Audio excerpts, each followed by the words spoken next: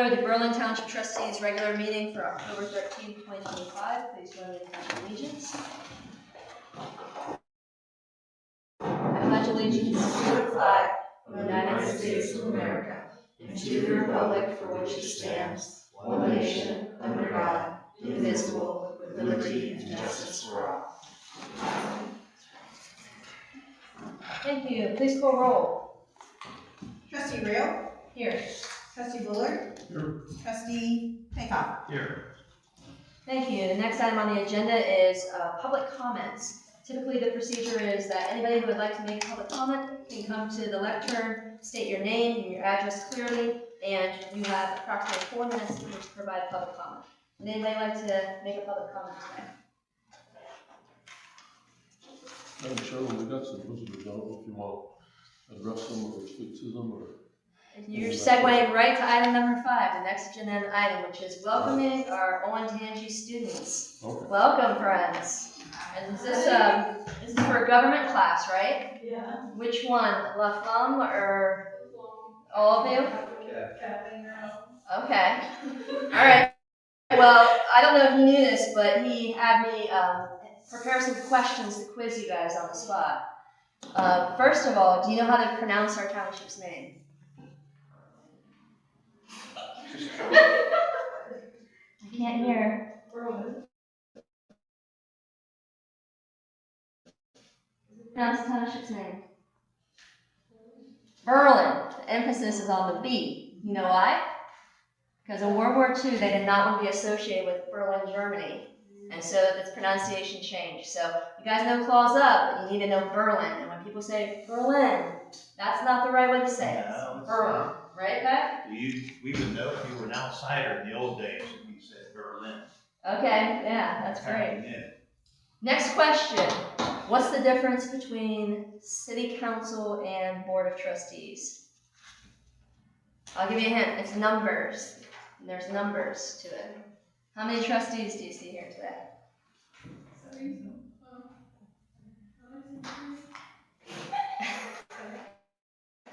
Oh man, I'm writing them right now. You guys.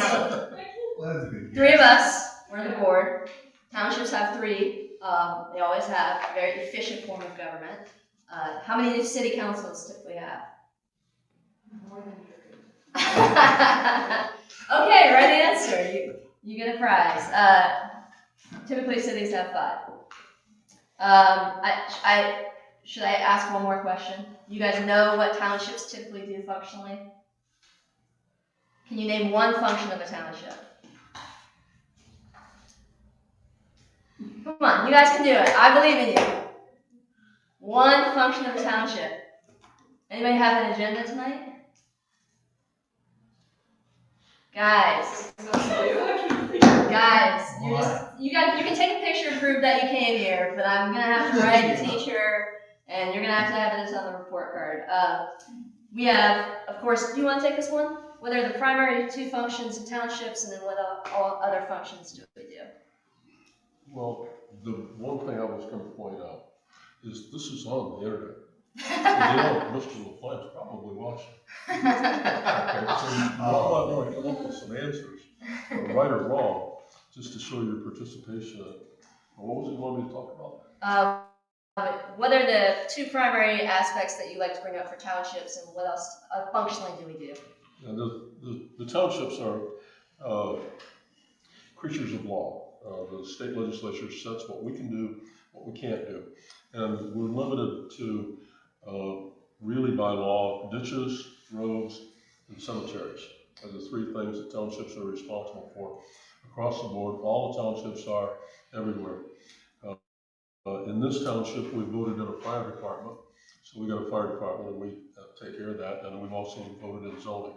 So those have been added in, and those are considered outside the normal law that's the state legislature put in place for us.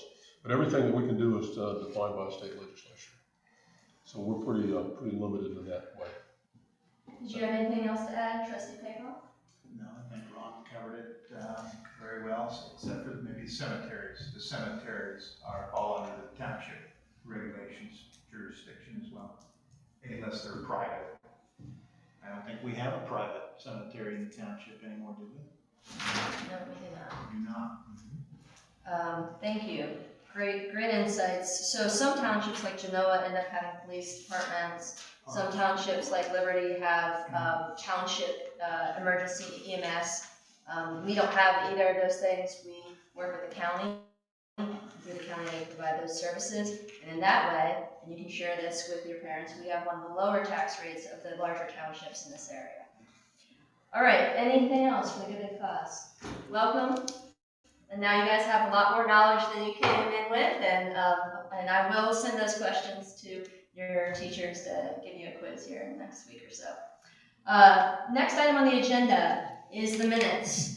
We have before us this evening for consideration February 10th regular meeting, February 24th regular meeting, March 6th special meeting, March 10th regular meeting, March 13th special meeting. Move to approve to form provided and dispense with the reading at this time. Second. Moved by the chair, seconded by Trustee Bullard. Discussion. Please call roll. Trustee Peacock, Abstain. Trustee Bullard, Yes. Trustee Real. Yes. Thank you. Next item on the agenda is the prosecutor office update. And I believe we have with us our new assistant prosecutor. Yeah, Do you have any update you'd like to provide us with? no update, just I'm new, taking over for Tony, that's your new APA from the prosecutor's office, so if you need anything from me, just let me know. Wonderful. My email on my phone on that part, so. Okay, thank you. Appreciate that. And I'm sure you've already spoken with our administrator Daniel and a few other offices already. All right, next item on the agenda is the fire department, and we have got quite a few requisitions. Administrator Hero, are you representing fire this evening? I am. Very good. So first up, we have requisition 2025-073. This is to Howe Rescue Systems for $70,335. This was on our capital improvement plan to replace the extrication tools anyway. And we have, in talking to the vendor, there is a price increase of 2.5%. We expect because of tariffs and an annual increase of 3 to 5% coming in January. So it would save us a little bit of money to purchase now. Excellent. Move to approve requisition 2025-073 for the total amount of $70,335 for the purposes of replacement of the extraction tool for unit engine. Do I have a second? Second.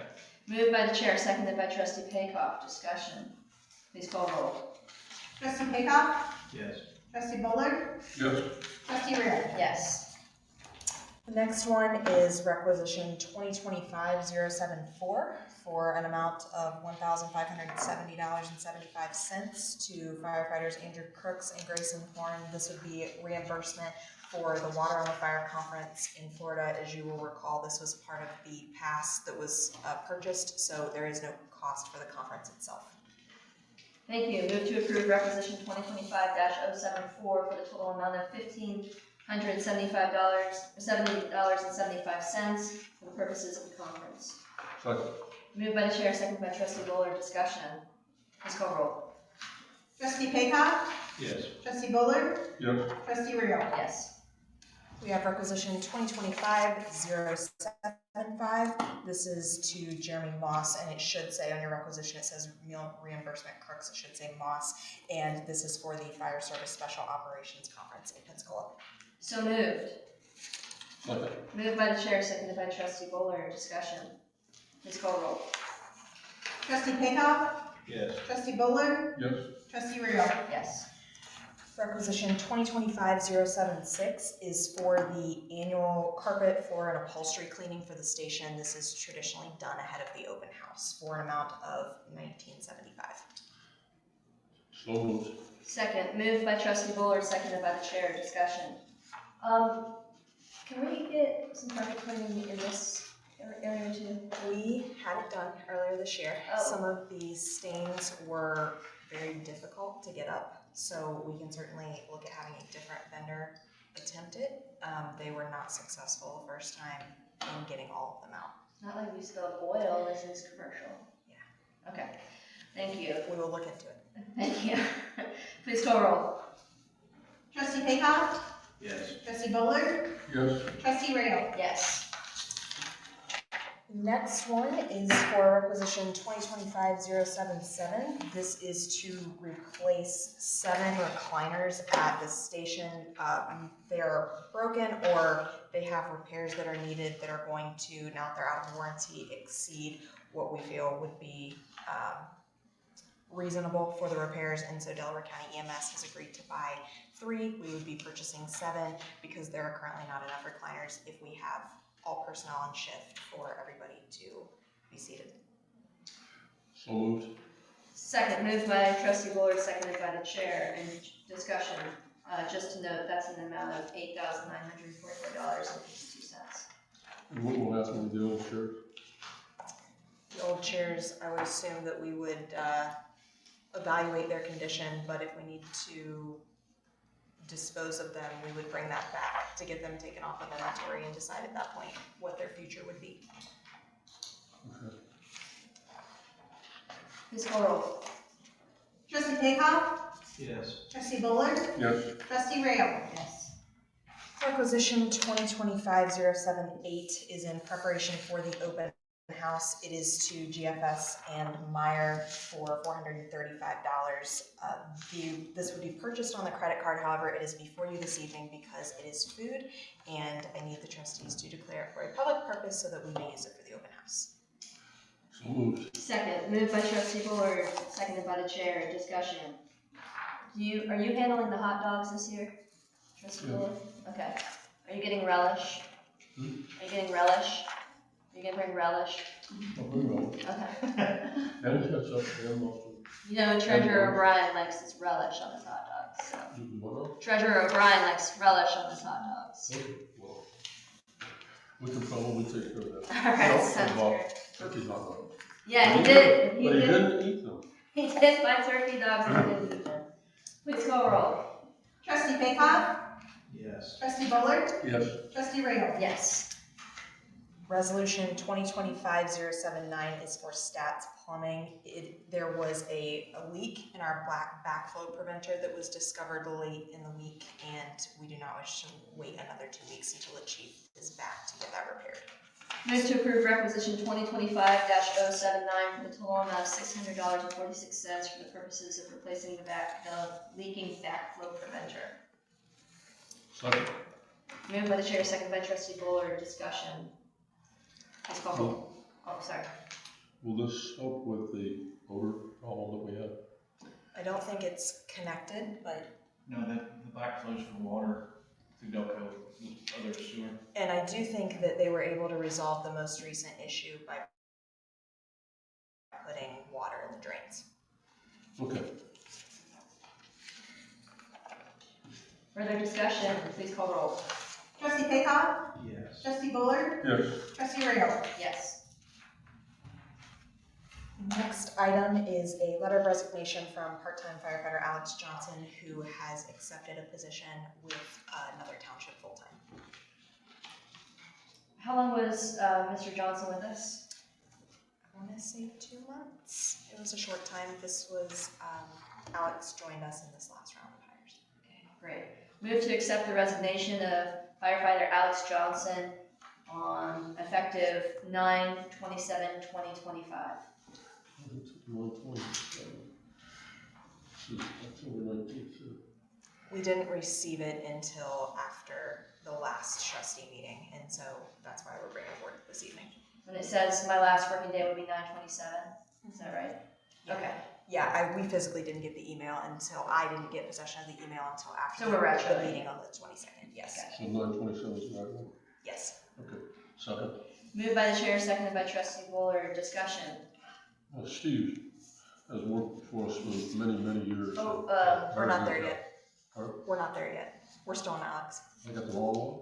yeah, there's 2. Sorry about No worries.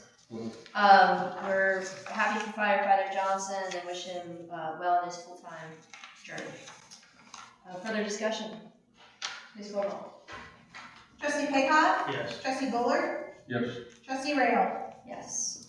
The next one is a retirement notice from Lieutenant Steve Arnold, who has served the department for many years and has been a huge asset in our fire prevention efforts, and has handed over the reins to Fire Inspector Conley.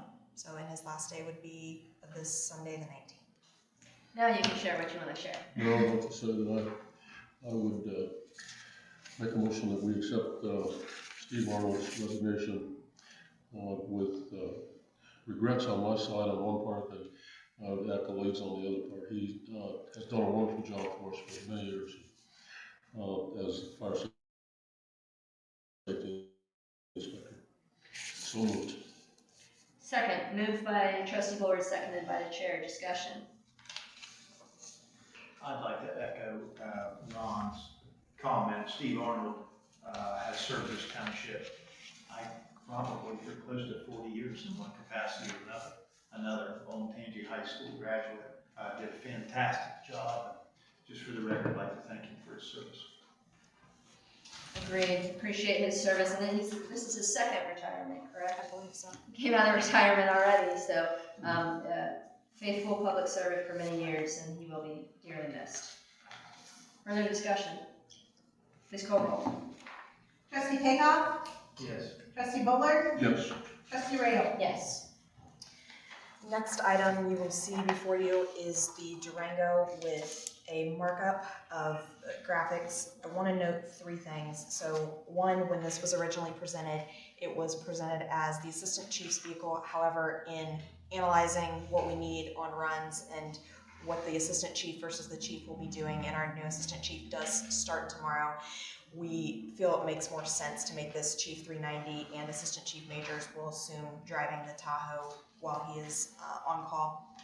However, he will be acting in the chief capacity this week while Chief is out on vacation, and so I would request permission for him to take the Tahoe home as we do for the Chief this week while he is needing to respond potentially after hours to runs. And then while I do think that the markings are within the chief and I's purview, I did want to share this with the board. We will add something noting the township, involving the township logo on the Durango, but I'm working on getting those vector files so we can do that with the graphic designer. Was there any thought put into that? I mean, Berlin Township, there are other Berlins, like anywhere on there would be Delaware County. We can certainly look at that. I mean, it's just something that, Yeah, we can look at that. We did add that to the new engine when we did some of the mock-ups for that. and So, the reason I say that, we used to get calls, and it was the wrong Berlin. It was, yeah. And I just think if someone saw that and it said Berlin Township, Delaware County, might be helpful. okay, we can look at that. If you could incorporate that somewhere, it doesn't have to be big. And to confirm, that blue is the Berlin blue. We will make sure of that. Excellent. Do we need a motion to permit the assistant chief? Okay. Move to approve assistant chief majors utilizing the chief vehicle for the duration of Chief Taylor being on vacation, and permit to take home. Second. Moved by the chair, seconded by Trustee Bullard. Discussion. Please call roll. Trustee Paycock? Yes. Trustee Bullard? Yes. Trustee Rayo? Yes. I will let Director Peden take over the roads update. That's all for fire this evening. Thank you, Administrator Hale. Director Peden, roads and cemetery department. So there is an update in there if anyone has any questions on it. The first thing we've got is a requisition for electrical for the fuel tanks and some other electrical needs at the firehouse for $10,000 for the Survivor. So that's the next step for the fuel tanks is running the electric. We have to put in the explosion-proof box because it does involve gasoline now when the tank gets put in, so nothing is cheap. Yeah, and Survivor probably had the best price overall. They're the only ones that could come, since it is a smaller job, they're the only ones that actually come out and give you work. They've done good work in the past. Any questions about this requisition? No, but, just clarification, that is being put into county code inspected by Delaware County Inspector. Fire marshal's doing all Fire right. marshal's doing it, okay. Well, we- Okay, clarification. Move to approve requisition 10-01 for the total amount of $10,000 to Survivor Electric for the purposes of running electric for both fuel tanks at fire department and other electrical work for facilities as needed. Second. Moved by Chair, seconded by Trustee Bowler. Discussion. Please call roll. Trustee Paycock, Yes, Trustee Bullard, Yes. Trustee Rayl. Yes. So I see the initial quote, Director Keating says $3,853. So there's some other stuff we may have to do, but I don't have a price. I'm just want to give you a cushion to make sure. We may not use it all. Because the fire marshal kind of wasn't explicit on all of it, so. Okay. And the next one, I don't know. I'll take, we have, I'm recommending Jacob Smith for appointment to Road Laborer 1. He comes to us, he has a little bit of public sector experience, most recently has been at ODOT and is looking to continue in public service. He also has his Class A CDL. Nice. Effective date? Effective date would be October 20th, 2025. Pay rate? $24 an hour. Would you like to bring forward the motion, Trustee Bowler? I'd like to make the motion that we, based on the Township Administrator's recommendation at all, that we hire Jacob Smith effective October 20th as a roads laborer 1.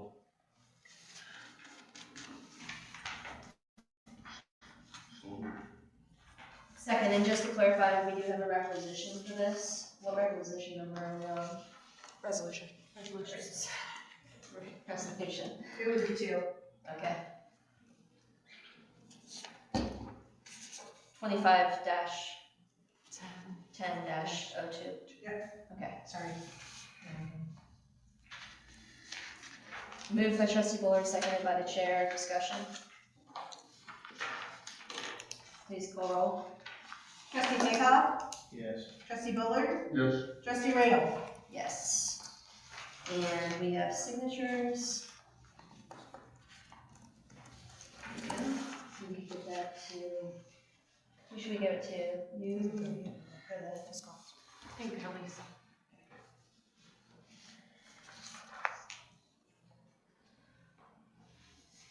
you got everything we need?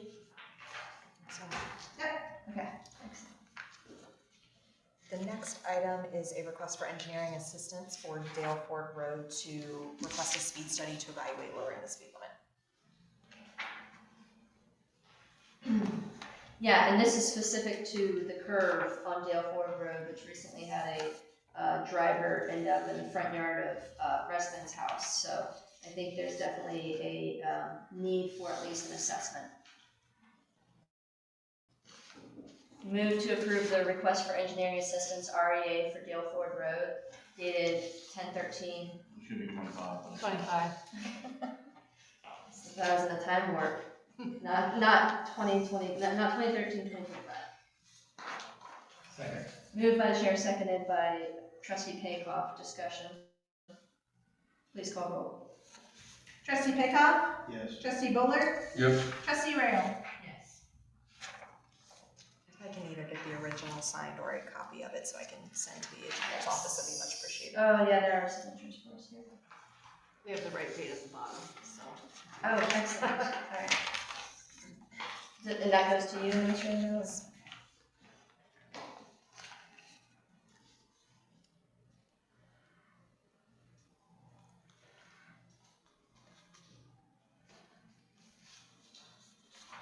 Thank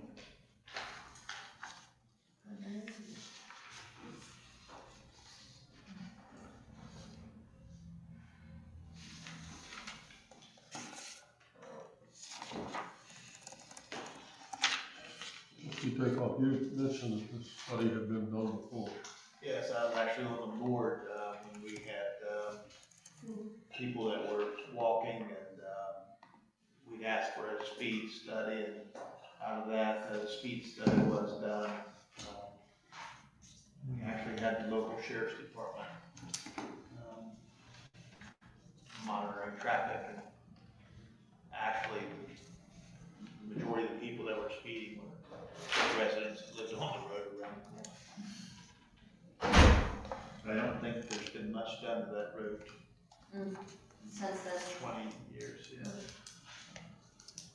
We might want to mention that to Doug when we turn it in. That, what they can do is update the one that was done. I mean, There is a sentiment from the residents that it's primarily teenage drivers during the getting out of high school. I would say it was, it's not a sign problem, it's an enforcement problem. But what we've found out, it is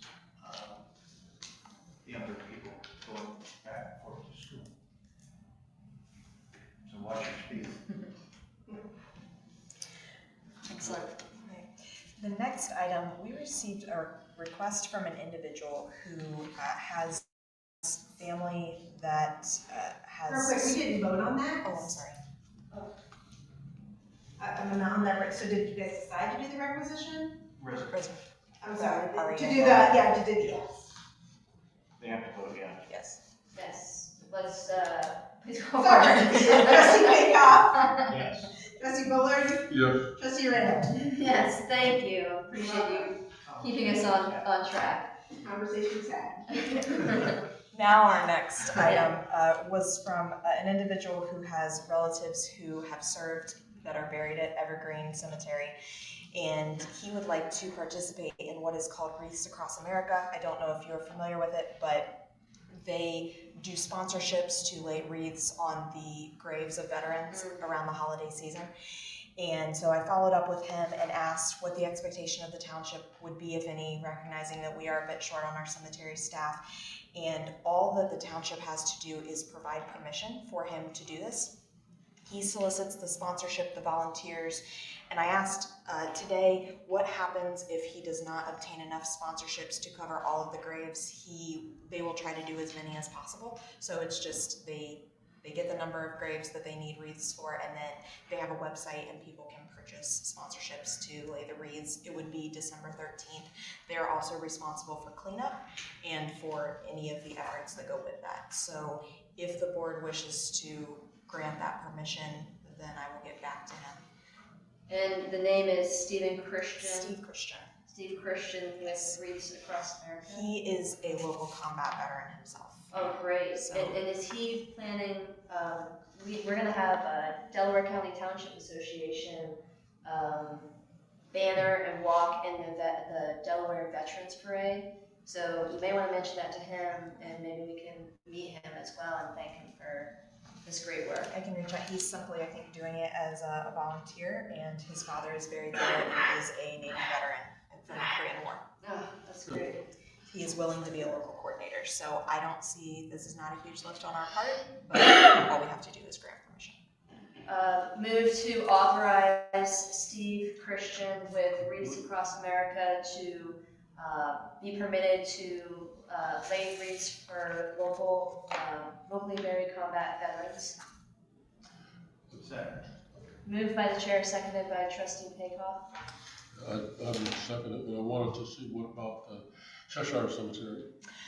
We have not had anybody come forward that is volunteering to take on that effort. If we do have somebody, then be happy to give them that same permission, but we have not had anybody reach out. This is if it's the organization I'm thinking of, is a very large organization, and it's gotten built into a very large organization. I would be interested to agree to this, but also say, I'd like to participate the same way with Cheshire Cemetery, if at all possible. If we have That's a great volunteers that come forward, we certainly, the motion can include that I can go ahead and grant that authorization if we get somebody that comes forward and is interested in doing that. Okay. Friendly amendment to permit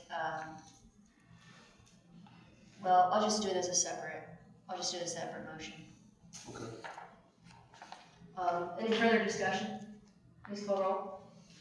Trustee Paycock, Yes. trustee Bowler, Yes. trustee Rayo. Yes. Move to authorize Administrator Hale to, organize and permit Wreaths Across America, whether Steve, Christian, or another volunteer to lay wreaths at Cheshire Cemetery, if the opportunity affords. Second. Moved by the chair, seconded by trustee Bullard. I would, Do you like me to have? well, I would like to include the Peach Bluff Cemetery if there is someone there to at least take a look, because that is under township. Friendly amendment, Cheshire Cemetery and Peach Bluff Cemetery. Thank you, good point. We have a pretty good list of all the military veterans grave spaces that we can make available and all that. As far as the numbers that would be involved, plus the grave spaces themselves. I'm happy to have that conversation with him and let him know that there are other cemeteries if he knows of anybody else who's interested. Yes, and please thank him on behalf of the board for his great work. Will do. Further discussion, please call roll. Trustee Paycock, Yes. trustee Bowler, Yes. trustee Rayo. Yes. The next item is authorization for me and our Director Payton to sign the speed limit revision documents from ODOT to post Sherman Road as 40 miles an hour. You recall the board approved reducing that from 45 to 40, and ODOT has signed off. Move to authorize Administrator Hale and anybody she so designates to sign off on the speed limit revision reduction related to Sherman Road. Okay. Moved by the chair, seconded by trustee Bullard. Discussion. Please call roll. Trustee Paycock, Yes. trustee Bowler, Yes. trustee Rayo. Yes. We need to sign all of these? I will sign when we have the signs completed. Then we'll submit the paperwork to ODOT and the county engineer's office. Okay, do we need to approve someone to sign up for? That's good. If you're interested. Yeah, I Yep, think we we're just good. did that. We covered that. I phrased it a little bit differently. I just gave her kind of blanket authorization to sign these. Okay. Well, we can do it. Okay. Moving right along swiftly this evening. Fiscal officer items. Okay, so new to this, so I'm not exactly sure how you guys usually go through this, but hopefully do you have a copy of the payment listings report? I have Okay. for me the resolution. Okay, then I just read them off? Okay, I usually just give them their total. okay, got it. Total payment listings from September 23rd through today is $63,726.27. The big expense item there was OHD for $16,744, as well as Brian O. Pottinger, thank you, for $10,790. Those were the two biggest expenses on the payment listing. There's another. That's electronic. First one is check. Okay, so this one is the electronic or ACH payment listing. This one is for $196,000 for the same period of September 23rd through today. For electronic payments, $196,861.09. The biggies there were OP&F for $30,433. Berlin Township, I'm sure the Berlin Township was. That's payroll. Payroll, thank you. Payroll for $44,674.48. Another payroll for $44,255.63. Our health insurance for $23,316.83, and then our monthly payroll for $10,449.79. Excellent. Any questions? Questions from the board? No, thank you. Okay. Credit card attestation. I think they looked at that. It was in the file with all the things to sign. Okay. Did anybody have any questions on that? This file. It's in here somewhere. she finds that, we'll move on to the next thing. Excellent. Inventory approval, the latest inventory reports. Did you all get a copy of that? We're not ready for that yet. Oh, it's on the list. Yeah, it's been on the list for a while. Okay, so We're that is making tabled. progress. We are making progress. I will kick that to the 27th. Thank you. One that's near and dear to my heart, resolution to allow for electronic minutes. Okay. Just like about every other township here locally, move to electronic minutes. There'll be something on there'll still be a record of all the resolutions and requisitions, so that we are gonna actually begin to track those again. Something happened and they weren't being tracked very well, so we are starting to revive that process. But there will be a document. I will also say that the actual meeting minutes, whatever legal has given us, the actual meeting minutes are audio minutes. So that resolution is before you. Okay, thank you, and this is an exciting time. So there were 4 questions I think I had for the fiscal office that when this matter came before the fiscal office 2 years ago, we wanted to ensure were resolved. Do we have the question of redundancy for audio files answered at this time? In the short term, until we're transitioned over to the county for IT services, we'll be doing an external hard drive, either USB or just a plain old external hard drive for backup, as well as storing in the Google Drive. In the Google Drive, okay. And we procured a proper microphone that can very clearly hear all of us. Should, yep. We will test that. Yep, we will. Test out that theory. Were there other questions either of you gentlemen had related to transitioning from written minutes to audio in terms of concerns that we should address at this time?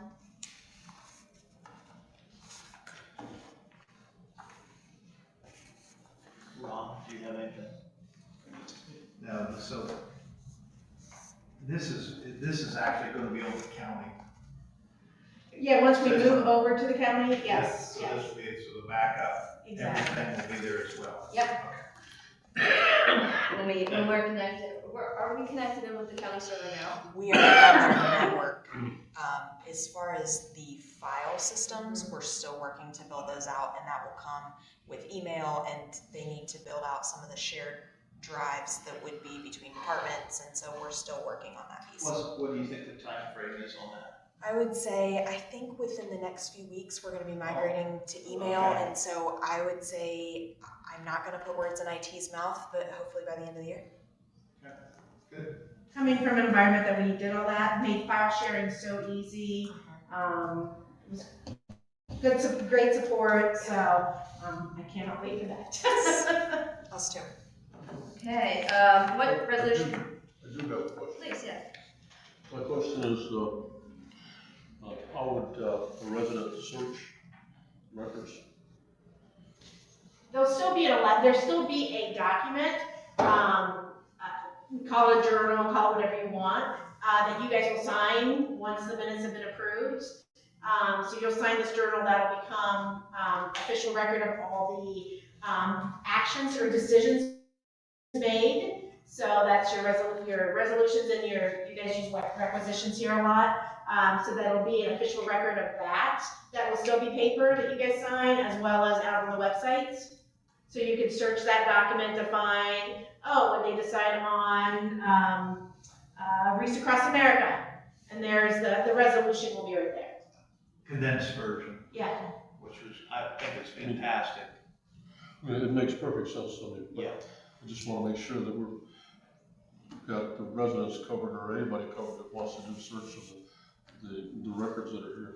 And the electronic records would be the record of record. The paper record would not be, it would just be a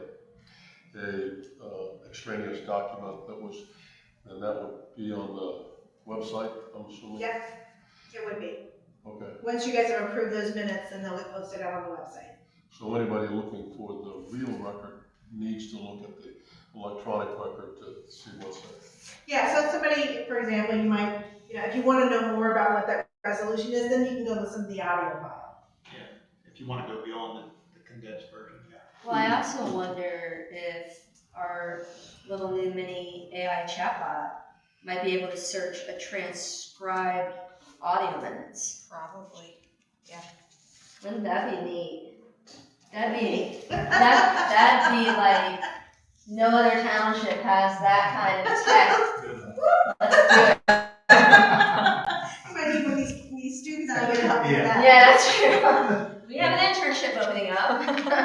And to be clear, this is for township trustee meeting minutes only. At this point in time, yes. I mean, Well, let me make it can sure be that's in the expanded later, resolutions. but right now it's just for township trustee meeting. Correct. And that is noted in the resolution as township trustee meetings. What resolution number are we on? 3. So 25-10-3. Yeah. Okay, I'm not gonna read the entire resolution.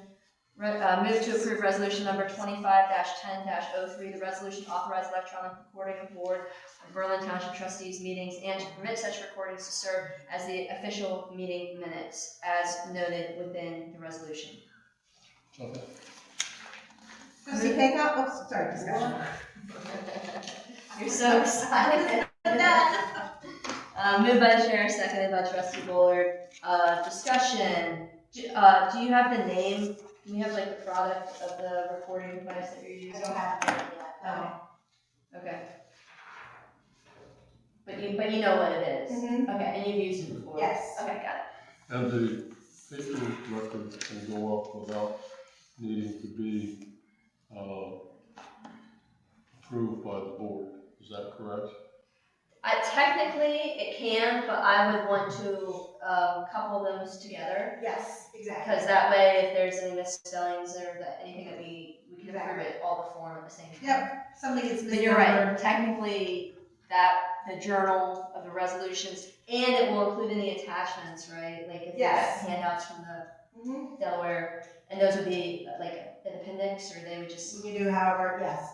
We would have appendix buried into the journals with orange.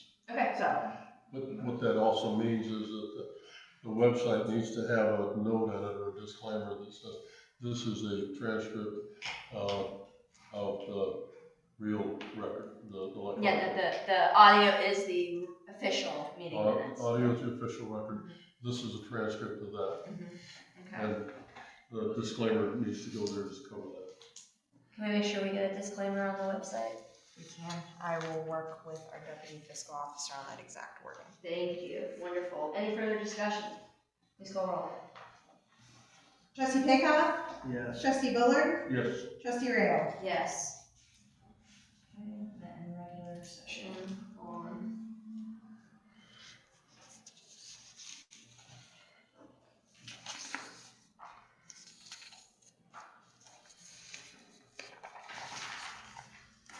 Following members present.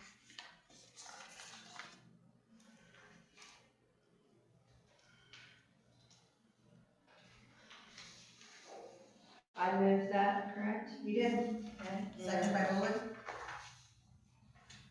Make such electronic available on its website. And then for second motion, yays. I send my yay in the middle so you can take the first time.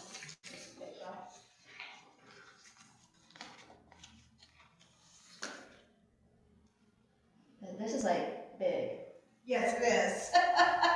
It's a big step forward. I know it can be a little nervous Not about quite it. a giant leap for mankind, but it Yes. feels like a giant leap for us. But we'll make sure it's well vetted before Thank it's you. totally live.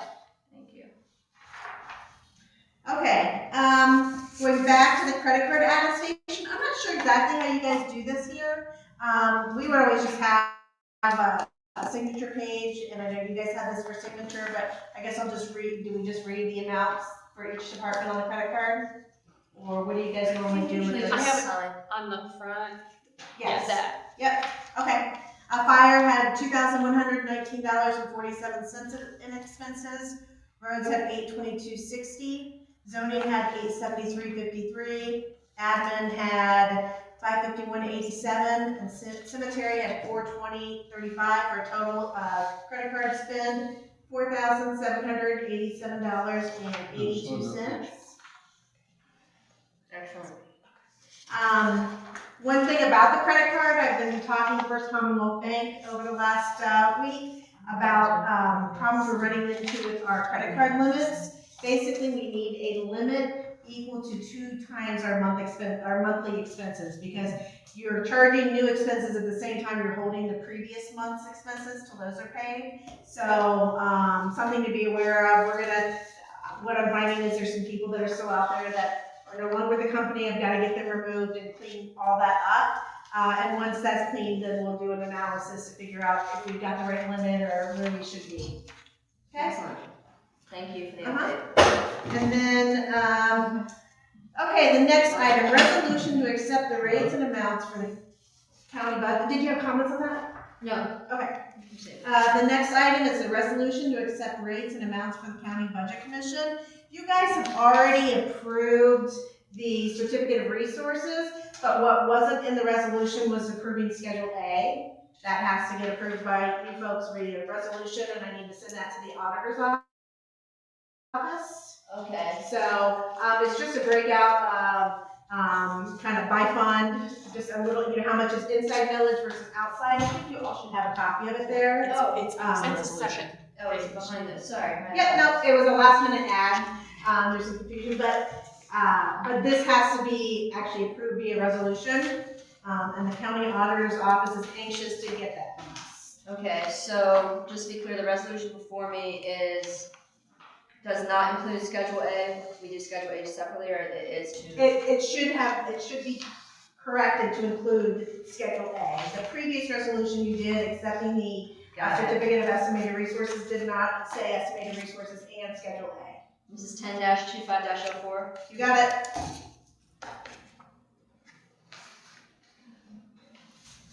Should I repeal? No, because the auditor's office already has that resolution, Okay. so. Okay. Move to approve resolution 10 Yeah, okay. Well, I mean, if you guys want to, it doesn't, he didn't send them okay. There was never a resolution sent. Withdraw the motion. What? There was never a resolution sent at all. So this is the initial. Oh, this is the This first. is the resolution. Got it. Oh, I Well, thought we're you right had on it. it. Never We're sent it. perfectly accurate then. He never sent it. Nice. Okay. Should have been sent back in It should have been August. sent a long time ago. It was Very due in good. August. Yep. Better late than never, I suppose. Move to approve resolution number 10-25-04. Berlin Township, Delaware County, Ohio, accepting the amounts and rates as determined by the Budget Commission and authorizing the necessary tax levies and certifying them to the county auditor. Period.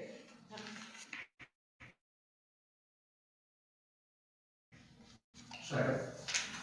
Moved by the chair, seconded by Trustee Bullard. Discussion. And just as note, this does include Schedule A as well. Please call roll. Trustee Paycock? Yes. Trustee Bullard? Yes. Trustee Rayo? Yes. Okay, then, last but not least, the signature cards. I think everybody that, Time out for a second. We got Yeah. signature. oh, sorry. It's close. Well, I was gonna let you go. I'm not used to that. We just sign things at the end of the meeting, so sorry about that. Oh, that's interesting. Maybe we should do that.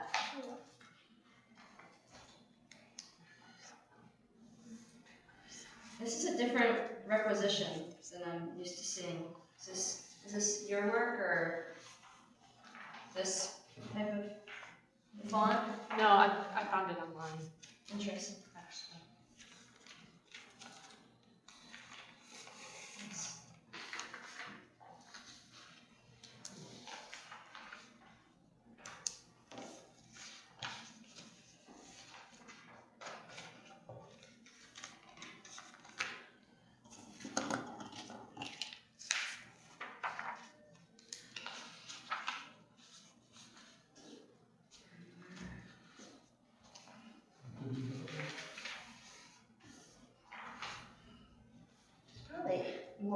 nice to do it right at the moment so that you have everything.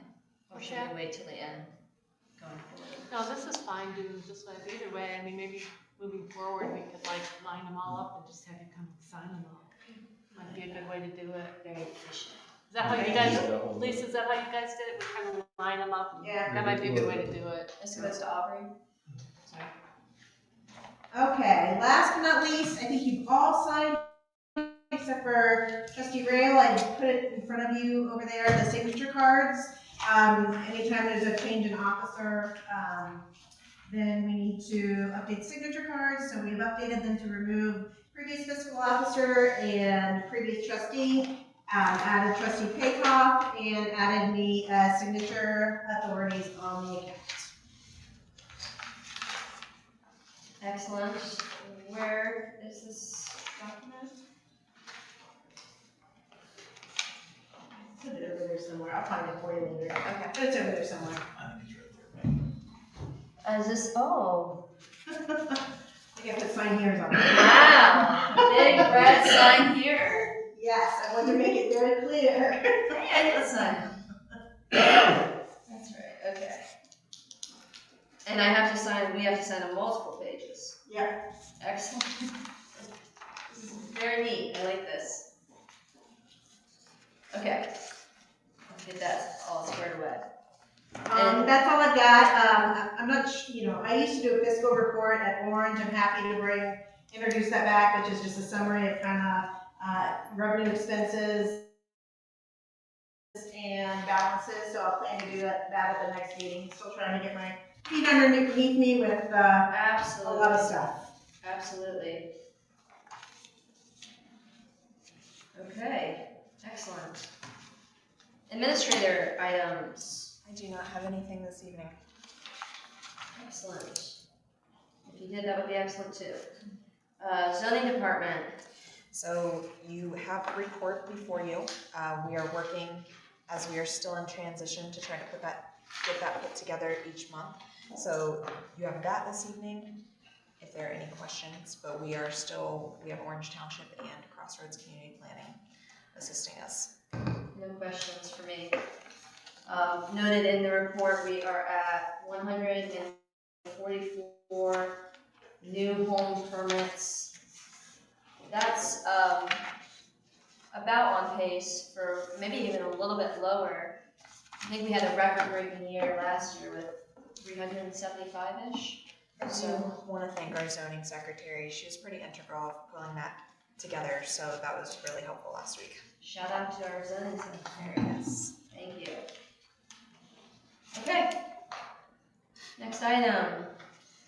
Receive and set public hearing date for application for modification OCPUD 24-001. I have a paper copy if anyone needs it, although it was sent to you electronically at the end of the week. So Yeah, if anybody would wish to, if anyone else needs a copy, I'd be happy to pass one down. This is for Lost in the Woods on Cheshire Road. And they are proposing, a few things. Are you familiar with this, Trustee? No, I can't say that I am. Well, you will have until the 10th to get familiar with it. November 10th? November 10th. What time? We sticking with 7:30, or would you I like feel to ambitious. I think we can get through the agenda by 7:30. November 10th at Okay. 7:30 it is. Yes. I'll do my darndest. Okay. Move to set date, time, place certain for OCPUD 24-001 to November 10th at 7:30 p.m. located at 3271 Cheshire Road. Second. Moved by the chair, seconded by Trustee Paycoff. Discussion. So we do have the electronic files now. I imagine you gentlemen probably want the They will be color. receiving materials ahead of that hearing that we would then. Okay, we need it by the Thursday before. Yes. I need it by the Thursday before. And any modifications that they make to the electronic copy provided, because I've already reviewed it, they need to call out now because it have like almost like a separate packet. It's okay if they make changes, but I don't want to go back through the whole thing that I've already reviewed, make it, make a bunch of changes. Okay. Okay, please call roll. Trustee Paycock? Yes. Wait, was that a second? Okay, you did second one. Trustee Paycock? Thanks. Trustee Bullard? Yes. Trustee Randall? Yes.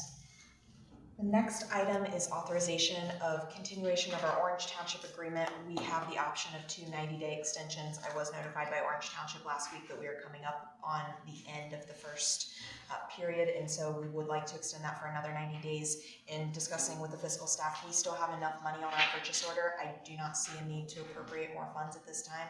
It's been working out well. They've been really helpful, so we would appreciate extending for another 3 months, and hopefully we would have full-time staff by the end of that 3 months. Move to extend the Orange Township Mutual support for zoning services to 90 days.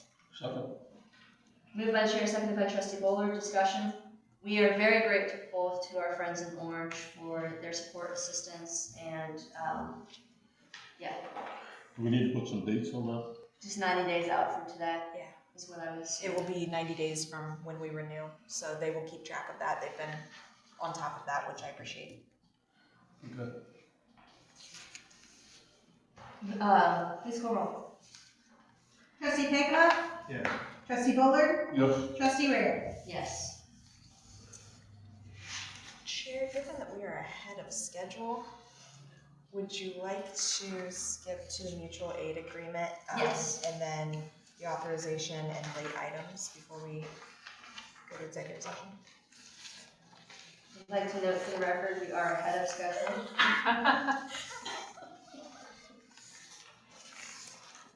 Okay, gentlemen, this is the master agreement to provide mutual aid and or shared use services between various Delaware County, Ohio political subdivisions.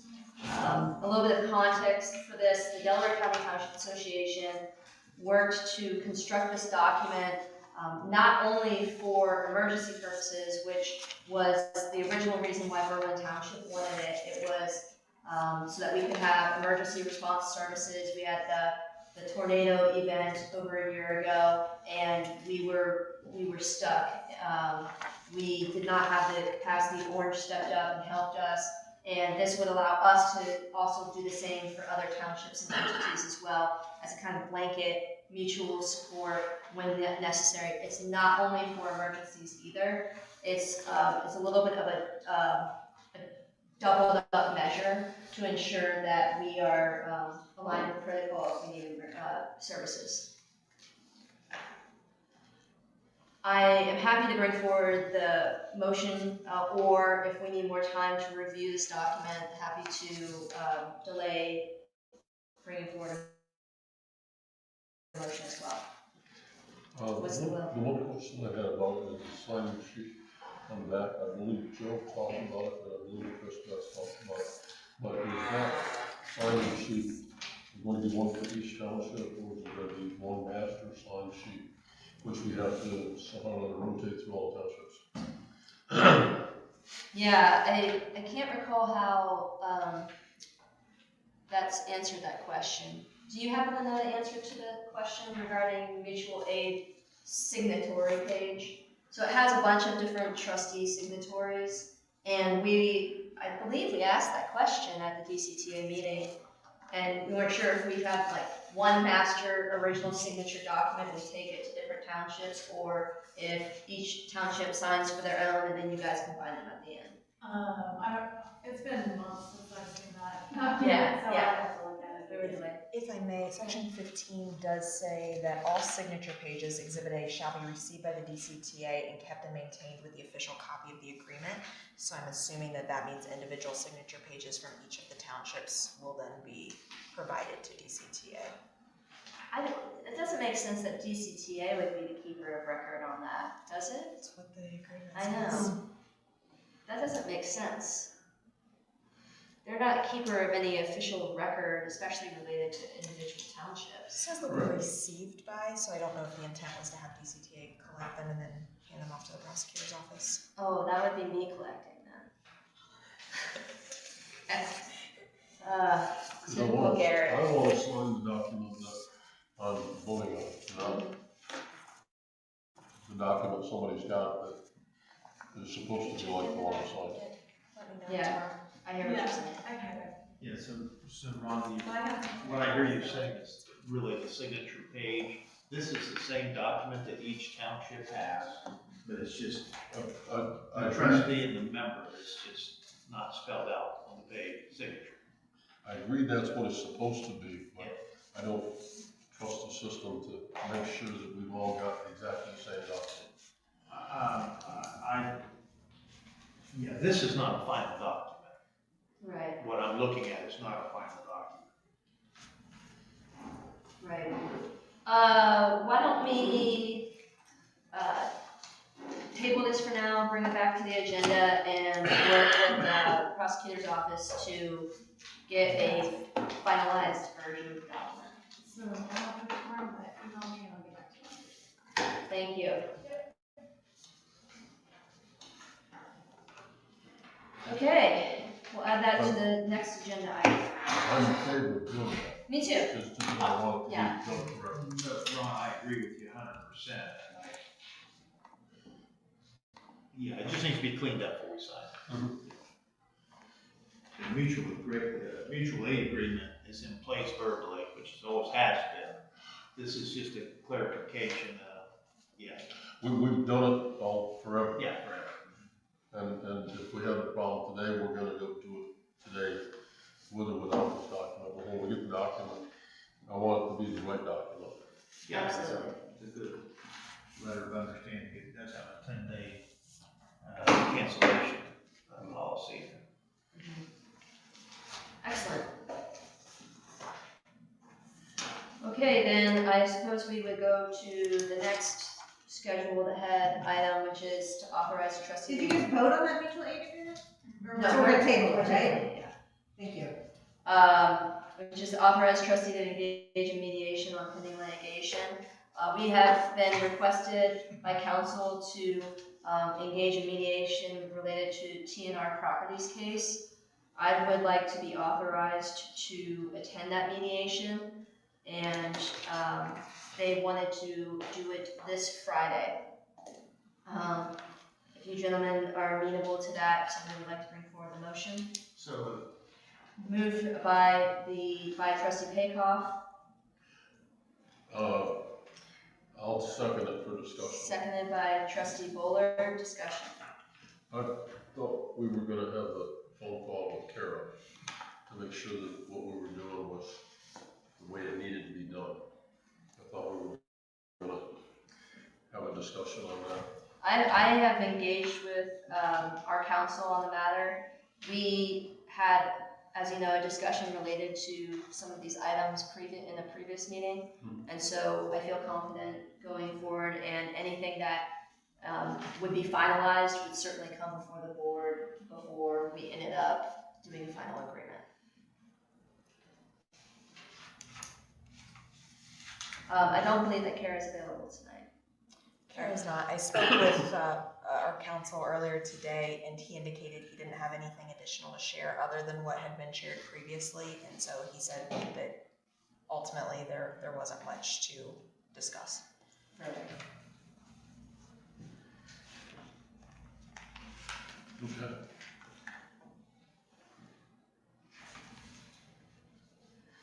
Are you comfortable with authorizing for mediation at this time? I'm comfortable with authorizing for mediation. Okay. I'm comfortable with you doing the mediation. That doesn't bother me, but both of those are the right way to do it. I just wanted to make sure that I heard the same thing from the attorneys. Okay. That was all I was looking for. Okay. Yeah.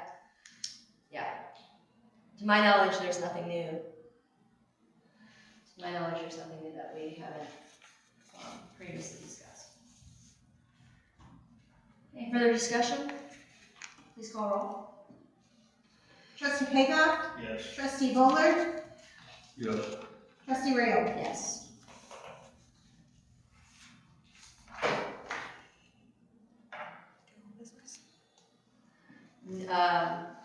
Old business. No old business? we have any old business?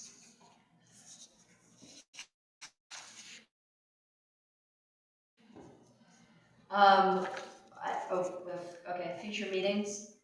I did want to mention to you gentlemen, in case you're interested, we will have the DCTA walking in Delaware's Veteran Parade, and that is on November 2nd. There were two components that we were seeking to address. One was having a tent and handing out ice cream as the dessert for the veterans from 12:30 to 2:30. Then the second component would be the actual walking in the parade, which would take up from around 2:30 to 4:30. So right now we have everyone pretty much that has replied, I think 7 or 8 townships that would be walking in the parade. As far as I know, there's only one township that can be representative at the tent from 12:30 to 2:30. So if either of you are available to help man the tent, so to speak, that would be great. Just let me know. Otherwise, we probably won't have enough people to man the tent unless Trustee Garrett wants to do it for the whole time. Other future meetings? I don't have any. This one. Of course, we have the open house this Sunday at the fire station, October 19th, 1 to 3. I can definitively say I am not the best grill master at this table, so I will rely heavily on my fellow colleagues on the board to cook up the hot dogs and avoid burning them. We can take care of that. I'm sure you guys will do well. I will play my part as needed, and step up in other ways. Okay, any other future meetings? Late items. We have one this evening. It is requisition 10-02. It is to Whitecap for an amount of $2,972.47. This requisition would cover the purchase of bollards to go around the new fuel tanks, which are required by the State Fire Marshal's Office. So moved. Second. Moved by Trustee Bullard, seconded by the chair. Bollards is what she said. Yes. Discussion.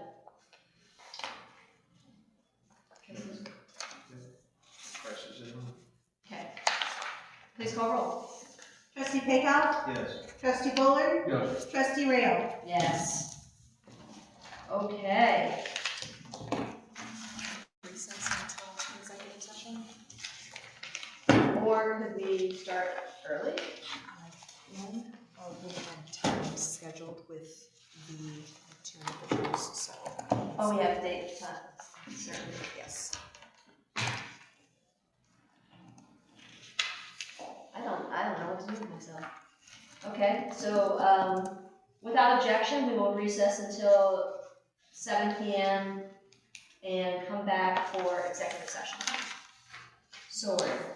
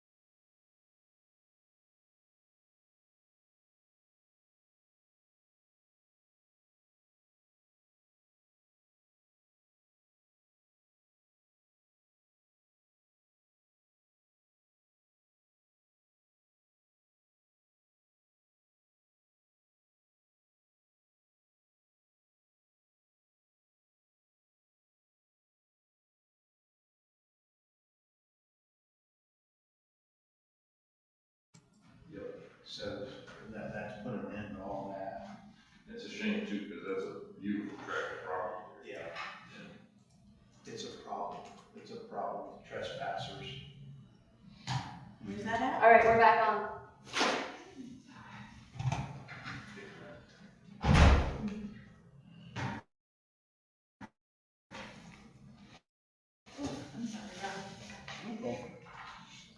No problem.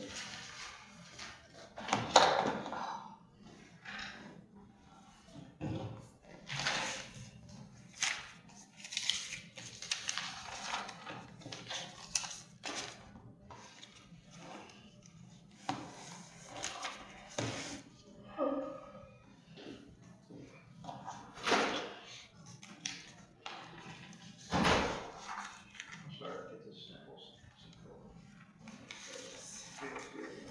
I love it. My office was so hot earlier today. Paula, do you remember the password? We're online, so you know. Okay. Berlin, We're online. Got it. Oh. Call the meeting back to order for the regular session of the Berlin Township Trustees. And at this time, we are going to move into executive session. So move to recess into executive session from regular session pursuant to ORC 121.22G1 to consider the appointment and employment of a public employee or official. So moved. With the following Board of Trustees, Administrator Hale, Paula and Lisa present. Okay. Moved by Chair, seconded by Trustee Bowler. Discussion. Please call roll. Trustee Claybrook, Yes. Trustee Bowler, Yeah. Trustee Rail. Yes. We are in executive session.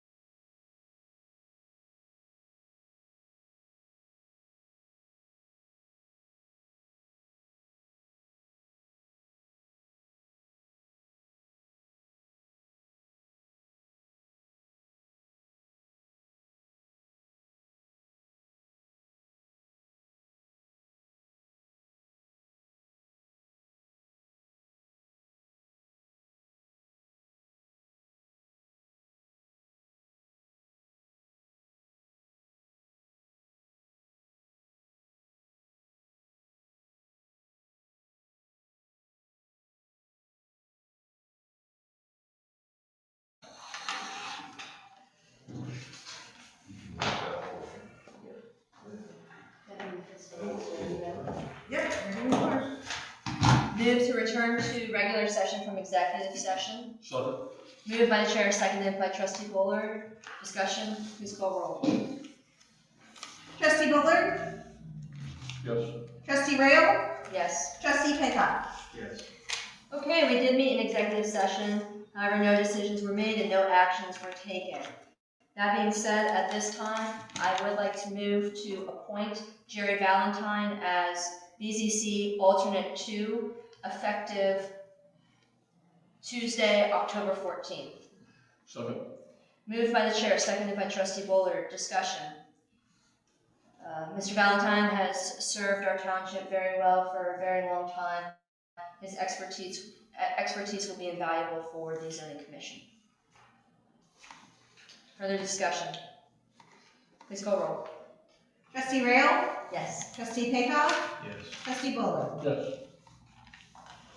Okay, at this time, we have very swiftly gone through the entire agenda for this evening. So without objection, we will break from regular session, come back for the date time certain of 7:30 to begin the hearing of case BZC 25-001. So ordered.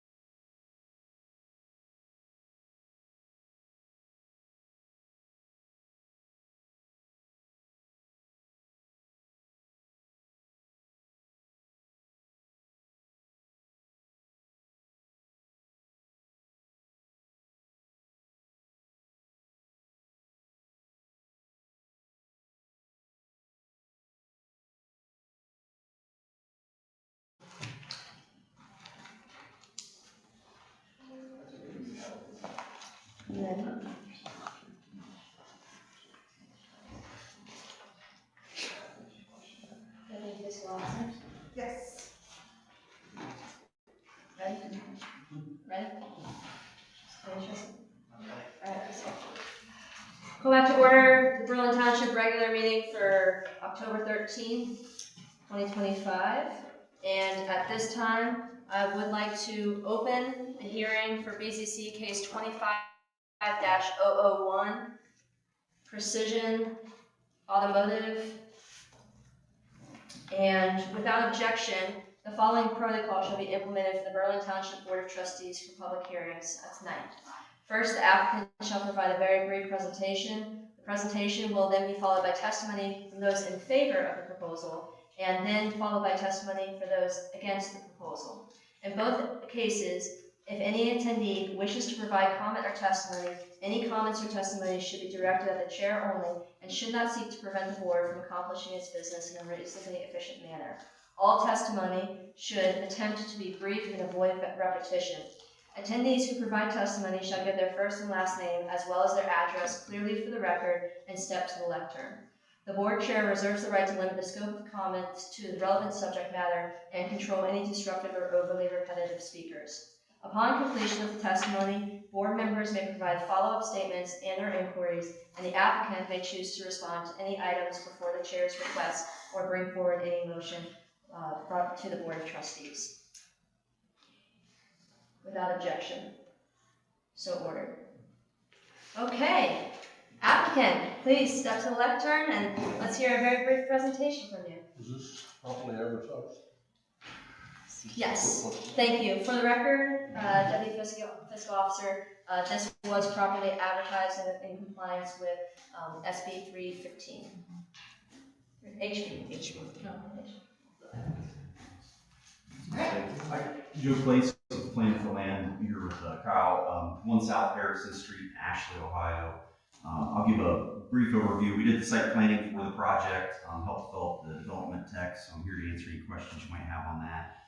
We appreciate the opportunity to work with the Zoning Commission to work through a number of issues. We provided a letter with this resubmittal indicating how we were addressing their recommendation for conditional approval and making sure that you had a clean copy of the text for tonight. Proposals for PCD, Planned Commercial District. It's got a number of divergences relative to that, but we found that the Planned Commercial District was most fitting. There are a few districts, including neighborhood commercial, where this was, it is permitted use, outright permitted use.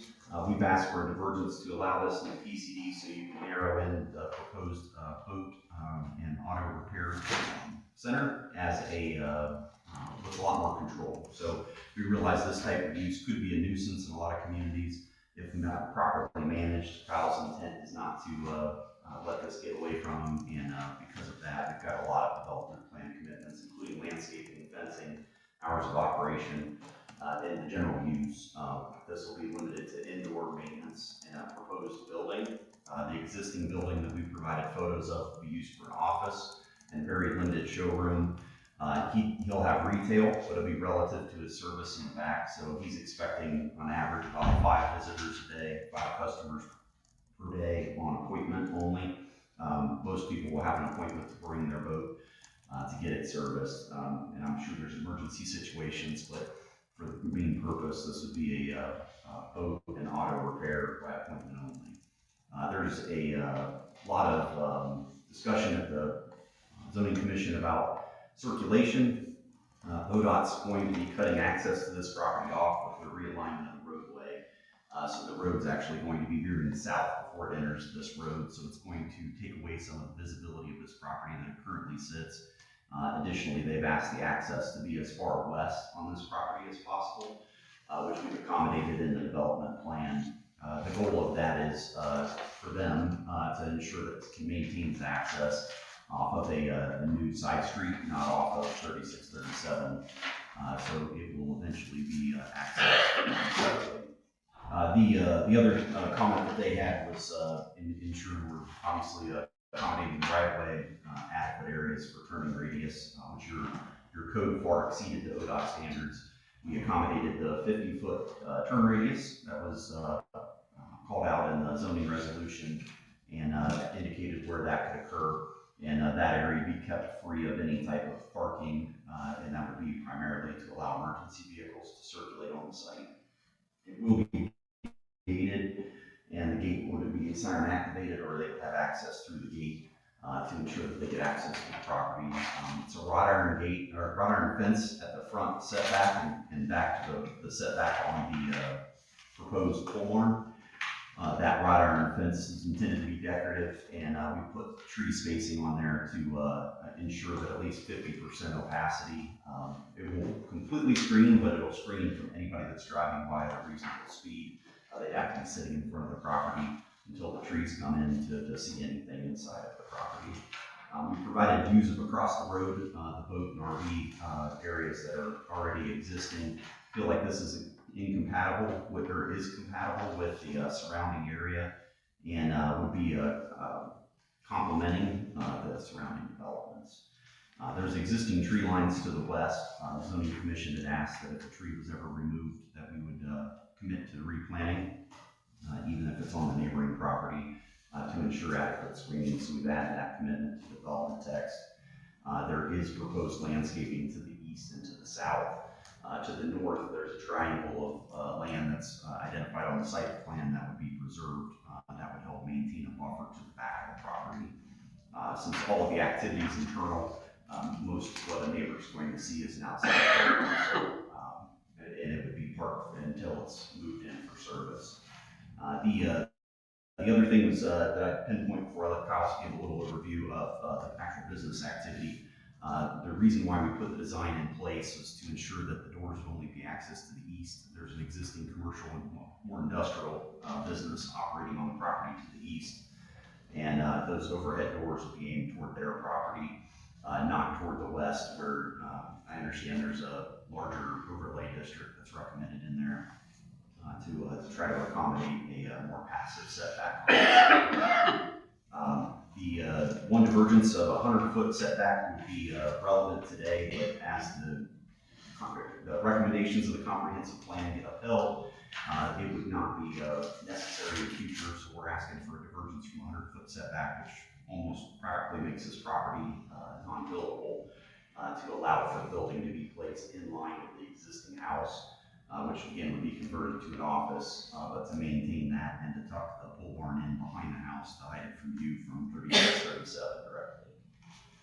Other than that, I'm here to answer any questions. We did put a lot of effort into the development text. We realized we had a recommendation for denial from regional planning.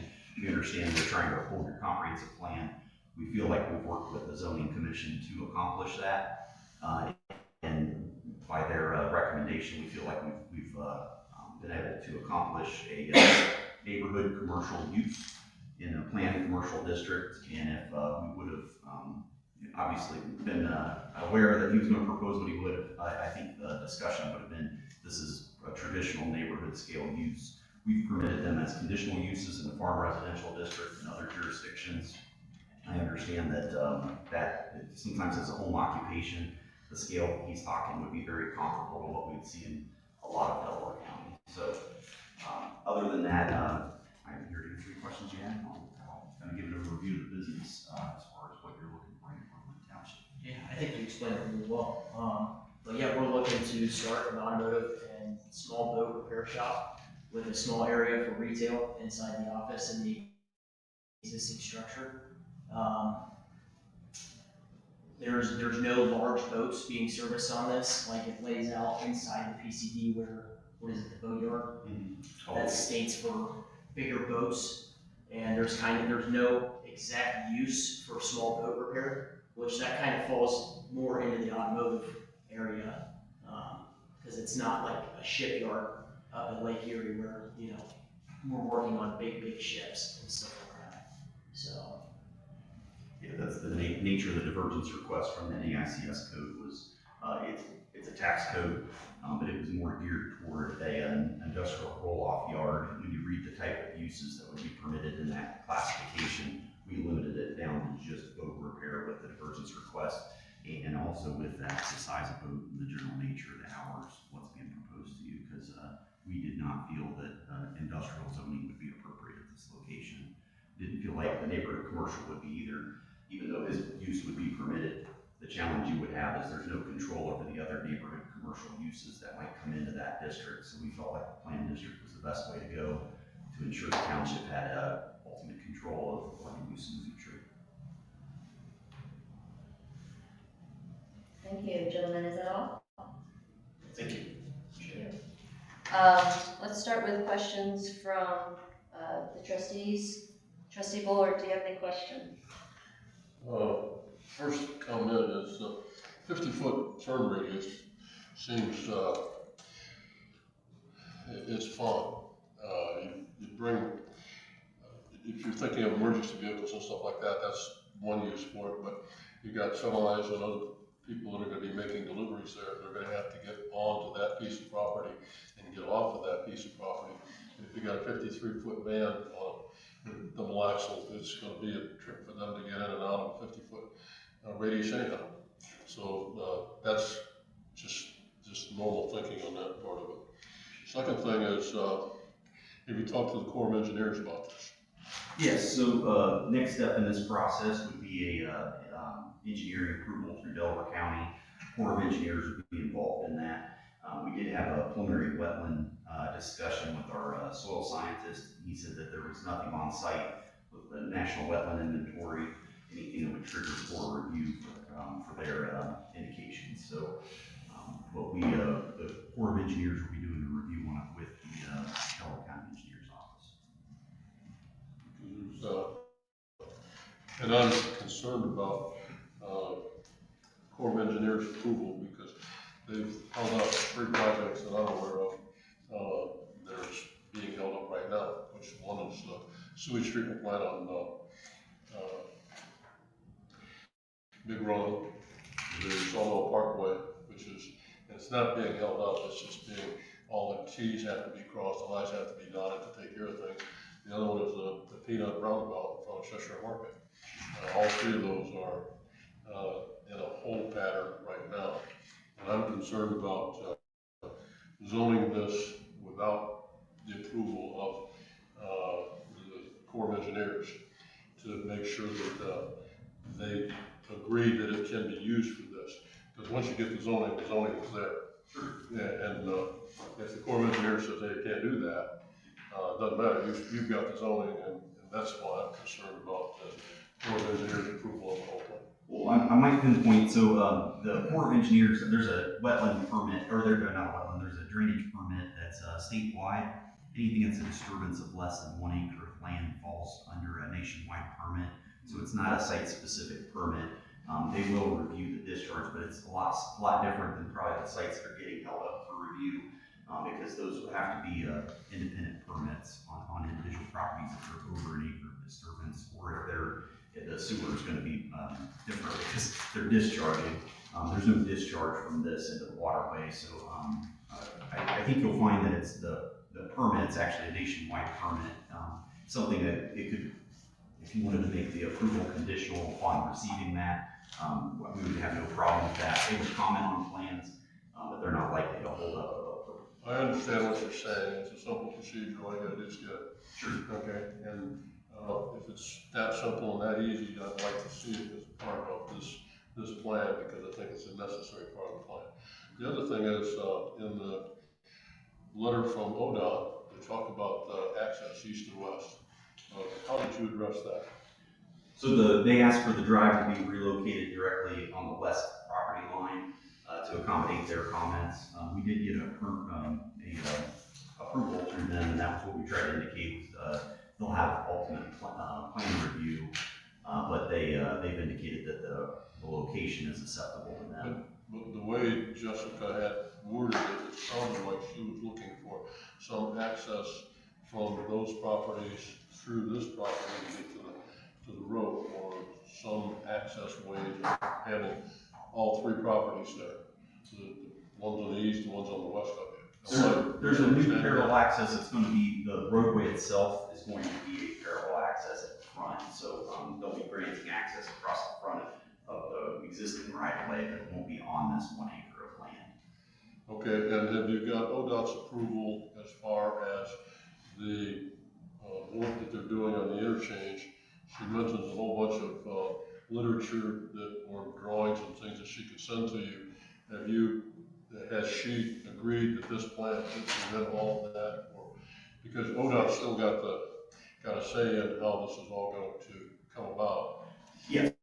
I'd like to make sure that that's handled correctly also. Yeah, so Jessica, she's familiar with the county, and we've worked with her to get comments, primarily to make sure that we had site plan approval. I'm gonna pull out our comments just so I can reference.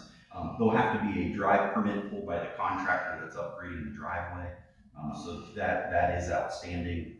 That comes with a time commitment of how long they have to get inspections and get things done. So we've not pulled that permit, but other than that, we have approval from her on the plans that were submitted. And as she indicated, the conceptual site plan and their response, I feel like everything that's been presented is in keeping with her response. She says it's gotta meet all of the standards that they've laid out for it. Sure. And I don't see something saying that the standards have been met. Okay, that's the part that I'm missing. Because I'd like to make sure that they're clear with it. And that intersection, I hate to use the word playing with it, but they keep modifying it, let's say. And so it isn't always clear exactly what they're doing. And ODOT does have the ability to stop a development on any kind of an intersection like that along any of the state roads. Sure. And so 37 would fit in that category, and they would be able to make some changes there. I'd like to have something clearly understood that ODOT is in agreement that the plan is what they expect it to be. Okay. And one last item is you've asked for an NAICS code, which would change it to an industrial use. And I think what you're looking for is a car and boat repair business. Yes. But the NAICS code allows a whole bunch of other things.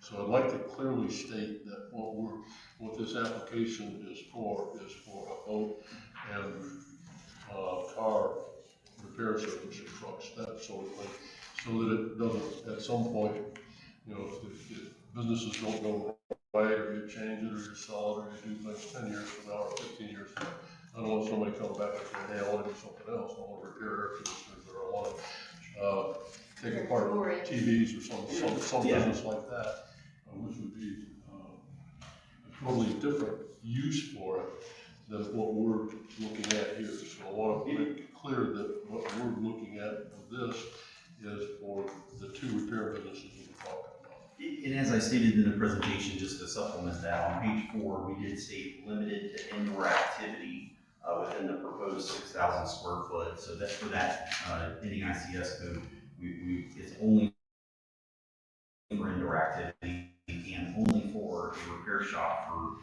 motorboats, canoes, sailboats, or other recreational boats. There's no question in my mind that's what you're planning to do. Sure. What I don't want is somebody bringing this plan back and saying, well, the overall plan says that we can do this NAICS code, which has a much bigger definition of what you can do. What I want to do is narrow that down to exactly what you're trying to do, and that's what we cover. That's what we're taking in the flow. We'd love to do that. And that's just a normal kind of wording that I think you're happy with it. I don't think there's a problem with it. I just want to make sure that it's well documented here, because sooner or later somebody else will be trying to do something with that piece of property.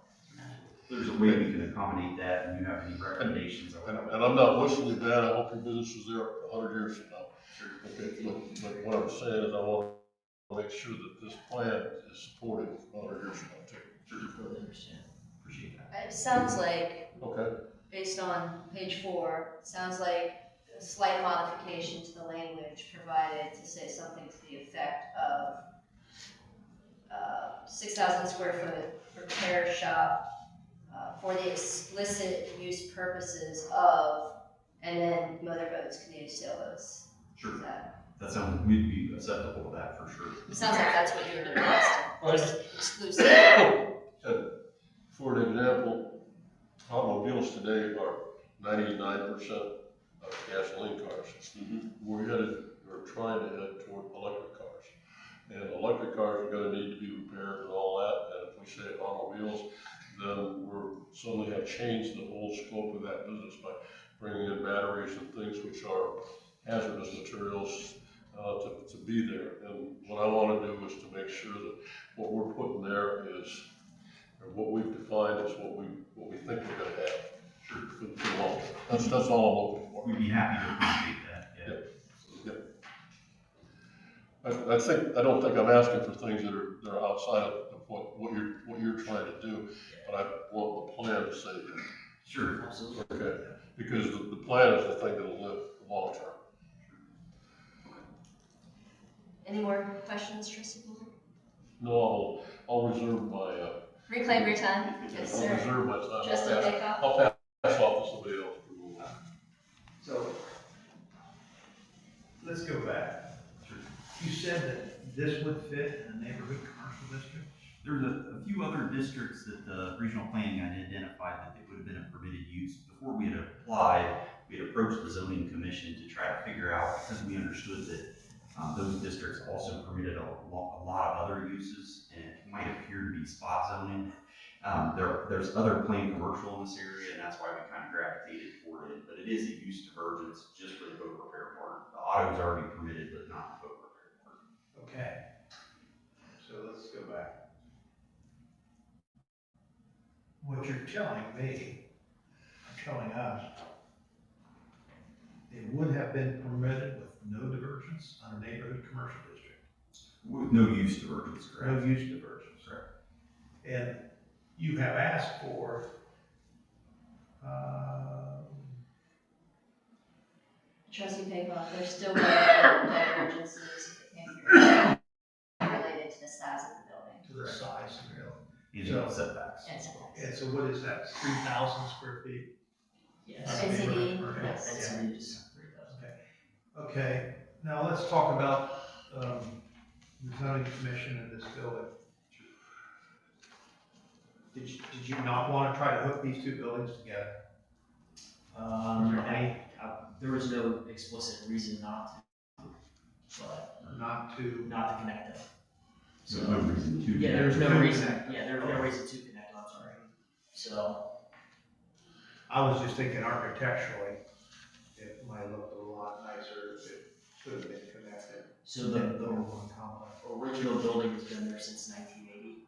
So I didn't really want to disturb the original house to attach it to a new structure. So I figured that a secondary structure would be suitable, especially because like it being separate, it'd be nice to have the small, retail facility and the office separate from that. Also work for workflow and stuff like that, so people don't walk directly into the building or into the shop. Well, I think you will be disturbing it if you're gonna bring it up to code. What's that? I think you called it a house. No, it was a farmer's market before. But you will be disturbing it if you have to bring that building up to code to use it with this new building. Yes, yep, during the renovation of the building.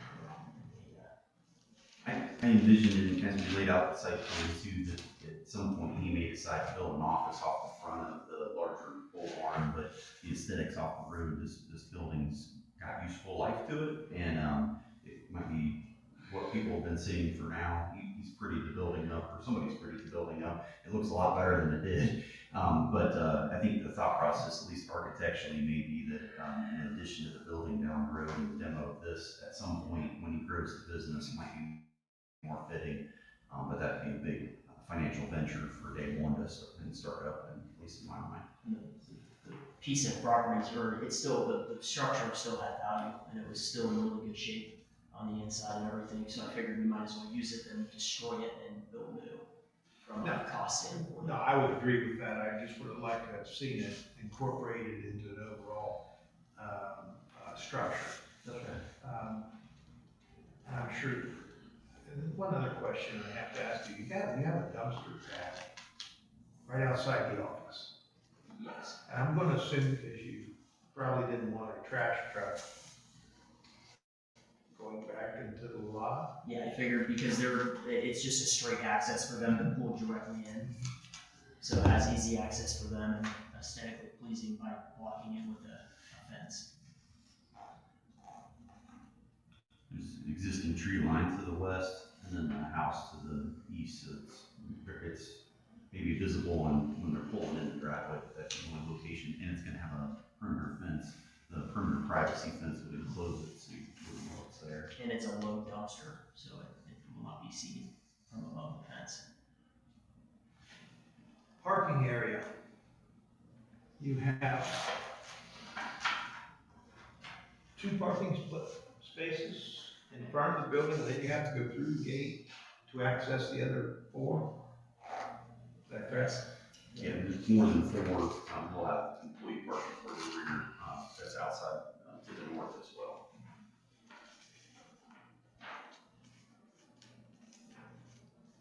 And how many parking places do you envision having on this property?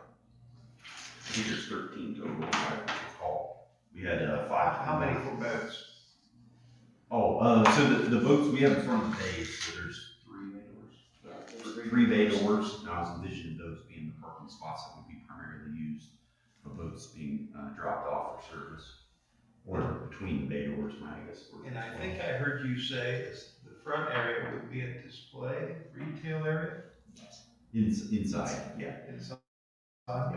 Yeah, it's, the idea would be if somebody has an appointment that they could come up or see the areas there. So if they unhook their boat, there's parking spaces on the east side. They're gonna have to get in through the gate by appointment to get access. There is staging if they pull up and the gate's not open. There would be a staging area that they could stage there in the driveway before the gate opens. The thought process would be that doesn't interfere with the 2 spots and it still provides access for people to get out the driveway. But ideally, like I said, five boats per day is kind of capacity for this type of building. You're talking multi-day service rate for most boats. Do you envision, when I look at the zoning and the plan, when you get into the civil portion of this plan, do you envision any water retention on site? Maybe a holding area in the parking. In the lot? Yeah, in the lot, if for temporary detention if necessary. It swales right now in that direction. We tried to depict that on the topographic grading map, but the water that's heading toward the back, they may ask for it to be detained before it gets to the back area.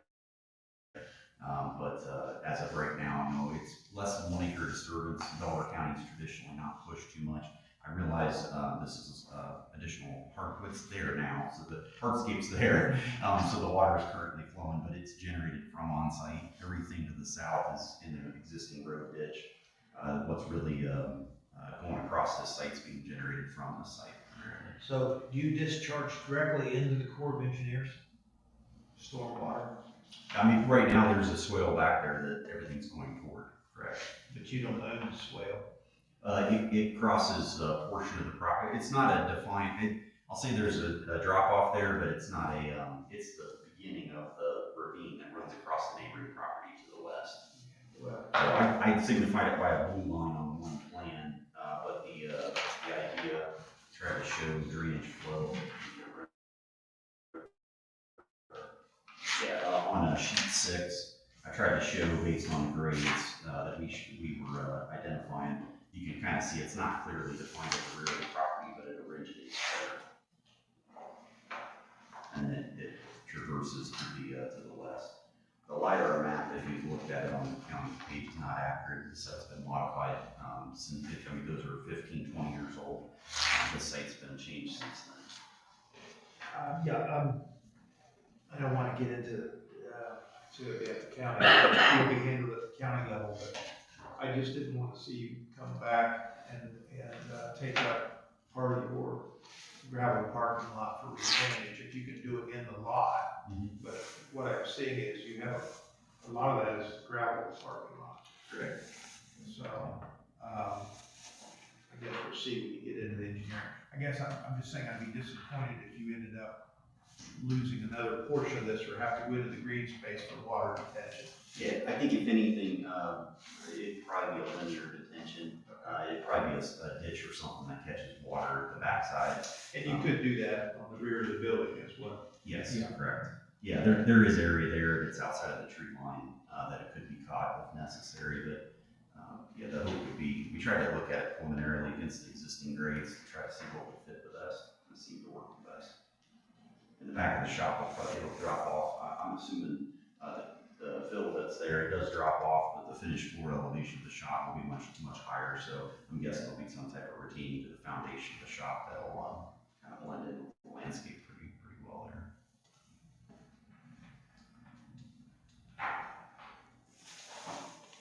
Yeah, we've tried to accommodate that. I realize he's gonna get some expense when he's looking at drainage design. We just wanted to make sure the use, there's a lot of questions to the use itself, so we wanted to make sure that we were working with the township early on in the process to make sure that it was gonna work for you guys.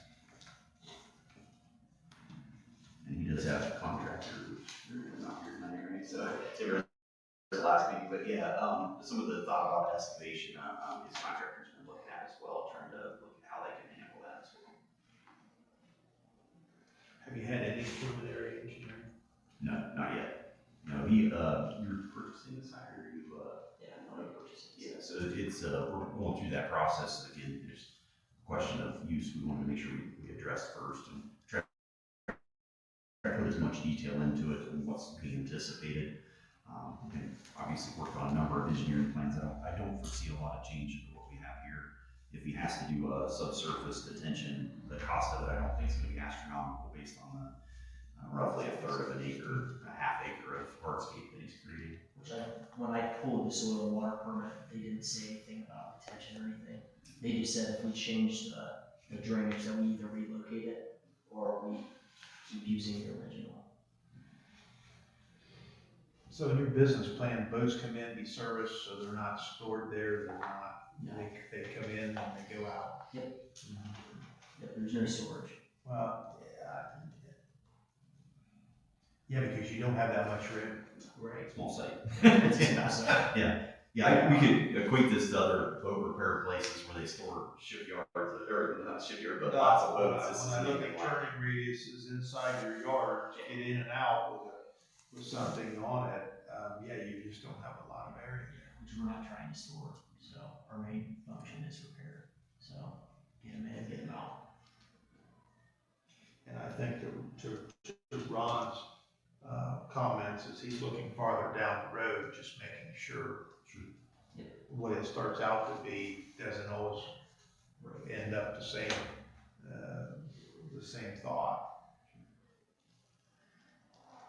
Yeah, we're happy to accommodate those text amendments. I've been a part of a drafting text before, not a attorney myself, so if there's legalese that you guys would like to see added from a protection standpoint for the township, we'd be happy to do that. Yeah, if you guys would want to, I know you got a fully competent. Yeah, she'll know you for it. Yeah, that's understood.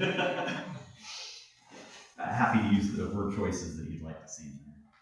But yeah. Okay, I'm gonna let Trustee Rail. Okay, thank you, Trustee. Okay, I have just a few things. First of all, I think that a lot of these changes really are reflective of you guys listening to the feedback, and I appreciate that. Wanted to get your perspective on a few items that I didn't see come out so much in the meeting minutes for BCC. I saw a number of you guys' comments and responses to Seaver, to resident testimony as well. Want to start with the planned commercial district decision. I understand that we had one zoning inspector tell you PCD and another zoning inspector tell you NCD, correct? So you got both, and DCRPC recommended NCD too? And previously, it was also Article 15 and Article 19 that I was presented to originally at the very beginning. Yes. From another zoning inspector. Yes, those both would have been options as well. Yep. So typically, our job is to just present what the potential for the process is, and you guys make the determination for what you think is fitting best. For PCD, the PCD states it's intended to provide and encourage unified commercial office areas, usually under a single ownership and control, or clustered together in planned out lots where the use and layout are known and approved for flexibility per an approved development plan. That doesn't seem like that fits what you guys are doing.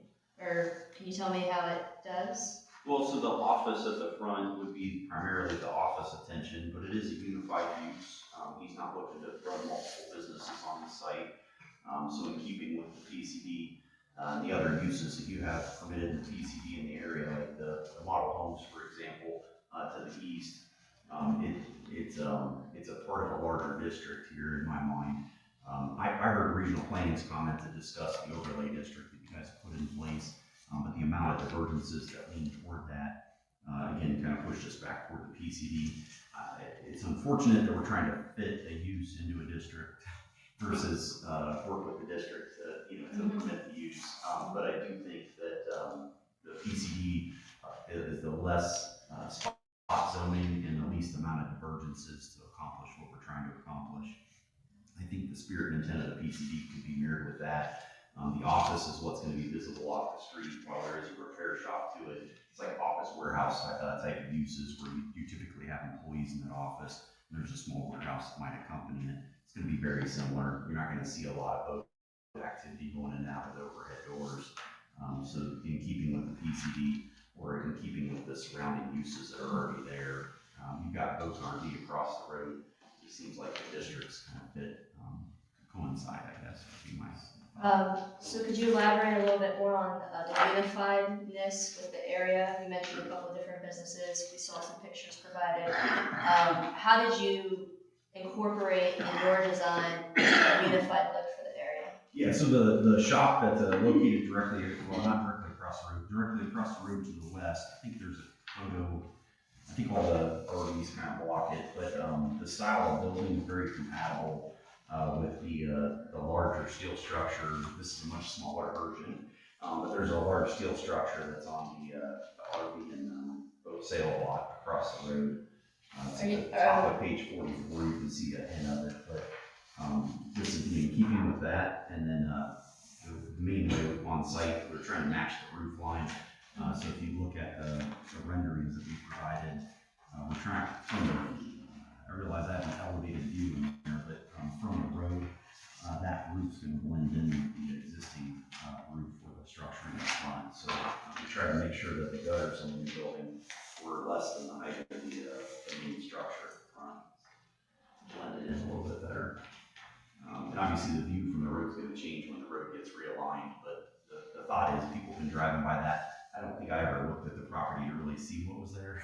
I knew there was a building there from when the farm market existed, but I think they're going to only see improvements to it, and it's going to blend in with the nature of at least what's been built across the road. And as part of that design, this is vinyl siding? The front is hardy plank and T11. And then the other three sides are? Those are all T11 on the front structure. And the rear structure for the new shop will be metal. Steel. And it will match in color.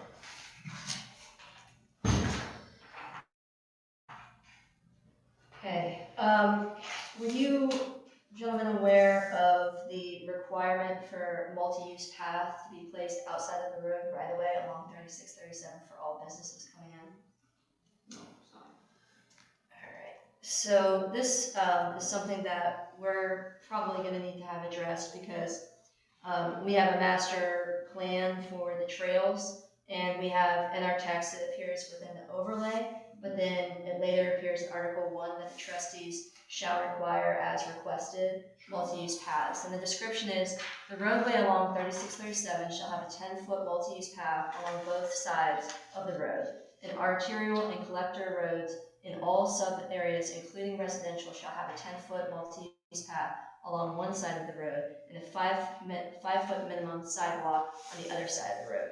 All local roads shall have a minimum of 5 foot. And so that may pertain to you depending on how that road ends up getting shaped out. That goes beyond, but definitely along the 3637 line, depending on how that gets envisioned, because we have the Ohio to Erie Trail in Sunbury that's actually setting off onto 3637.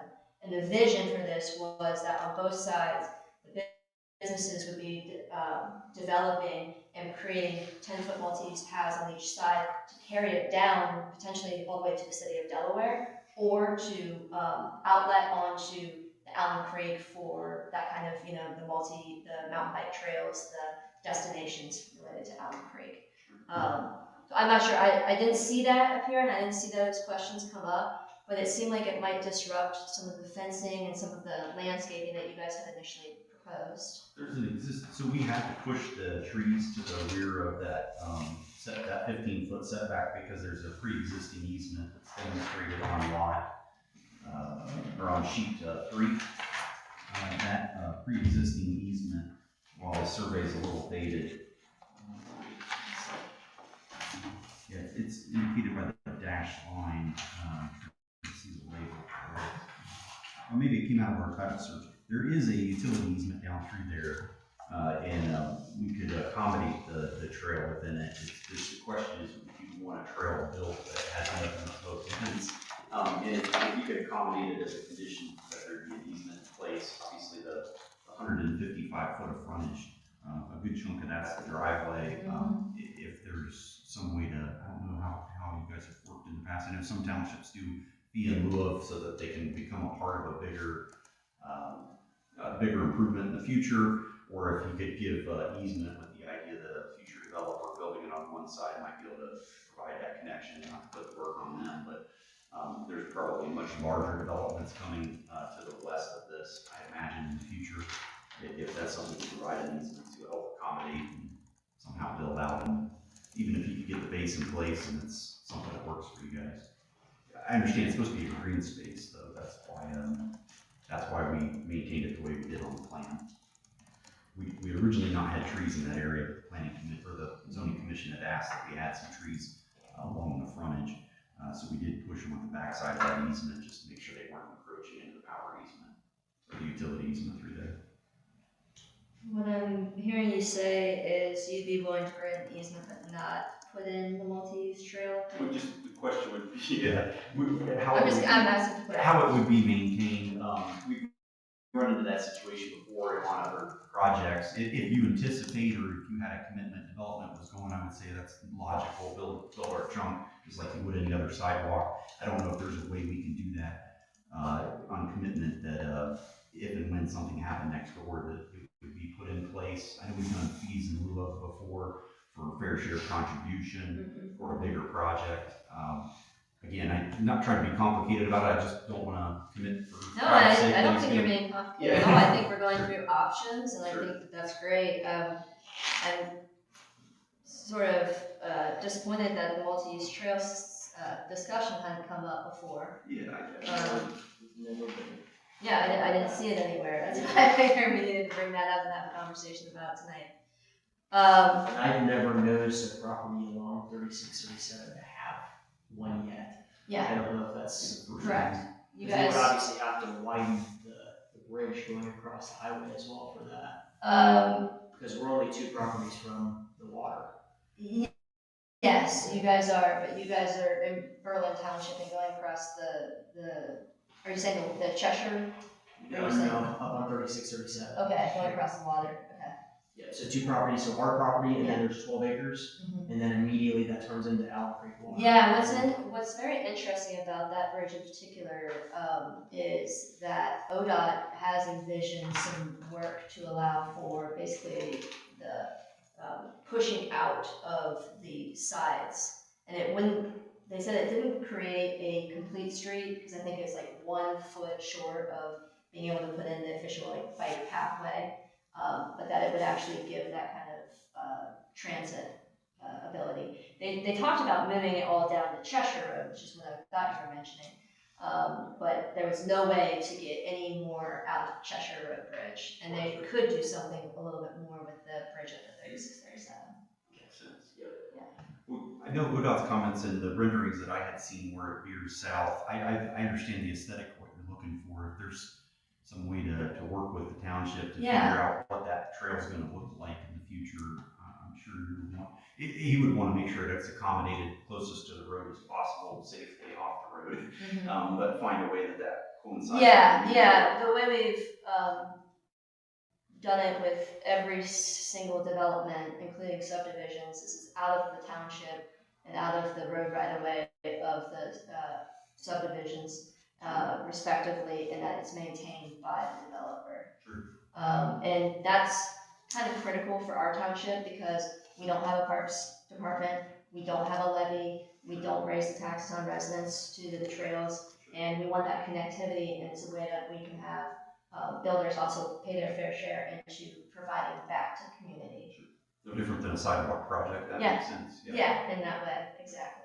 Well, if there's a way we can accommodate it, I'm happy to have that discussion. The 15-foot, there is a fence at the edge of that, but the idea would be that there's at least 10 foot there for a trail if that was needed to be. That's what it kind of looked like. It kind of looked like maybe you could have it fit right after the fencing. Yeah, I think that would work. And the landscaping, we could work with the landscaping, even if it made sense to move the trees to the inside of the fence. We could try to work on something there aesthetically to make sure that it works, that it's not a maintenance concern for anybody. We want those trees to mature and do their job as well. So if it makes sense to pull them back a little bit, maybe that's something we can accommodate on the plan too. Just put them on the other side of the fence line if that helps accommodate the trail.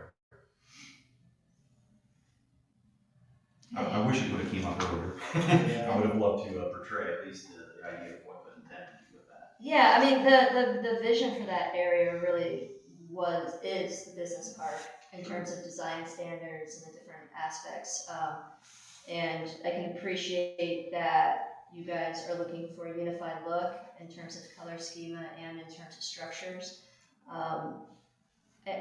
You know, I know that there's this ongoing conversation of if it's an industrial use or not, and that doesn't concern me so much as typically we don't see in a neighborhood use a 6,000 square foot building.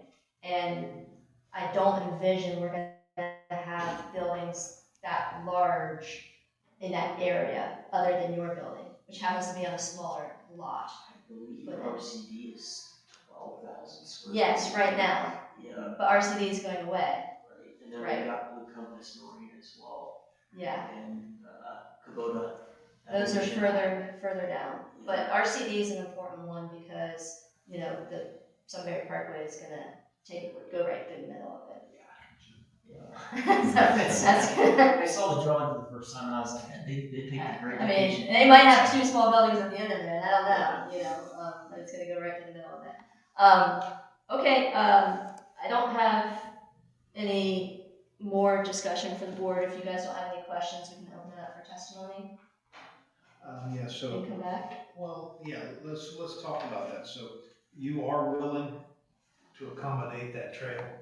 Yeah, I think it easily accommodates itself on the plan, and Kyle's up for it. I think an easement would be an easy accomplishment. If you guys wanted it built, the question would just be to what character and how. Because the whole What- front of the property is gonna change as well. I mean, we're actually gonna be gaining a lot of frontage. Yeah, So yeah. that would kind of, I don't know how that would look too, Mhm, because obviously we're so set back off the road right now. mhm. And then when they move the road and go this way, we have all that room in front that's technically, you know, ODOT's property. Mhm. That wouldn't follow that sidewalk or that path going on their property. Right, but what I hear you saying is, in the future, you want it there to work in the future.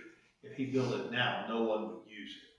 But you would like the easement there for in the future. Well, what we've done historically, like we did this with the Shire, which did OCPUD on Cheshire Road, smaller development, is they committed to if there was one adjoining path created on either side that they would pay and put in that path at that time. So it was still on them to build it, but it was on them at the relevant time where there was a connector. Could we accomplish that as a PCD development commitment in the development plan?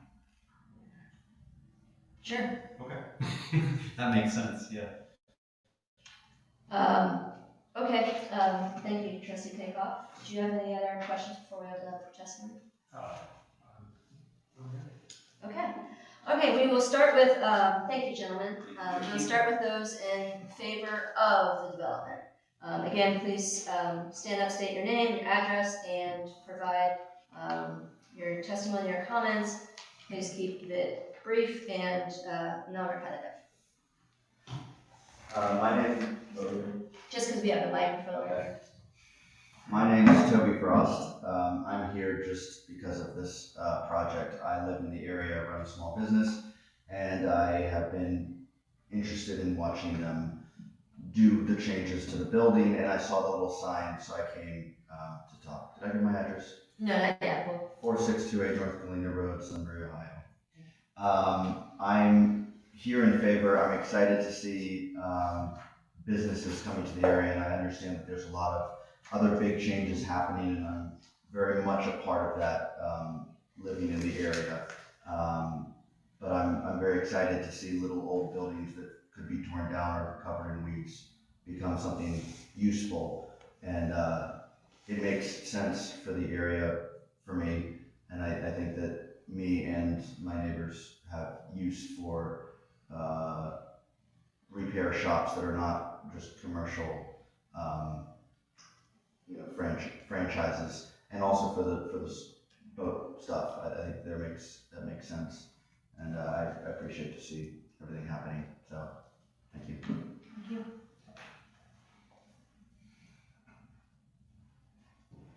Anyone else providing testimony for? I just have a question. We typically don't address questions during a hearing, but if it comes up in the general discussion. They kind of had 13659. Well, you know, I'm on Mount Vernon now, but my wife and I came on the property. The question I have is for putting in a path. If, say that the path goes in, who has liability if somebody would have an accident? The developer. That's why we always put it outside of the road right away. Okay. All right. Thank you. Easy question. Yeah. Okay. Anybody else in favor of? Okay. Do we have anyone opposing? Okay. Do we have any final comments from the board or any responses to any of the comments or any of the applicant's information provided so far? All right, we have a couple of things. For me personally, I think I've been on record about the use code situation for some time now. I think also what we need to do here is we have some applicant requests that they would like to have amended to this particular one, commitments, additional commitments they would like to make. And Steve, do you have those noted down just for summary purposes? Okay, so keep me honest on this. We have condition of U.S. Army Corps approval. We have ODOT standards. We have the language with exclusive limited work on whatever that page 4 was, motor roads, boats, those kinds of things. We have if I'm hearing correctly, commitment to multi-use trail at the point of time in which another trail is adjoining on either side of the property facing 3637.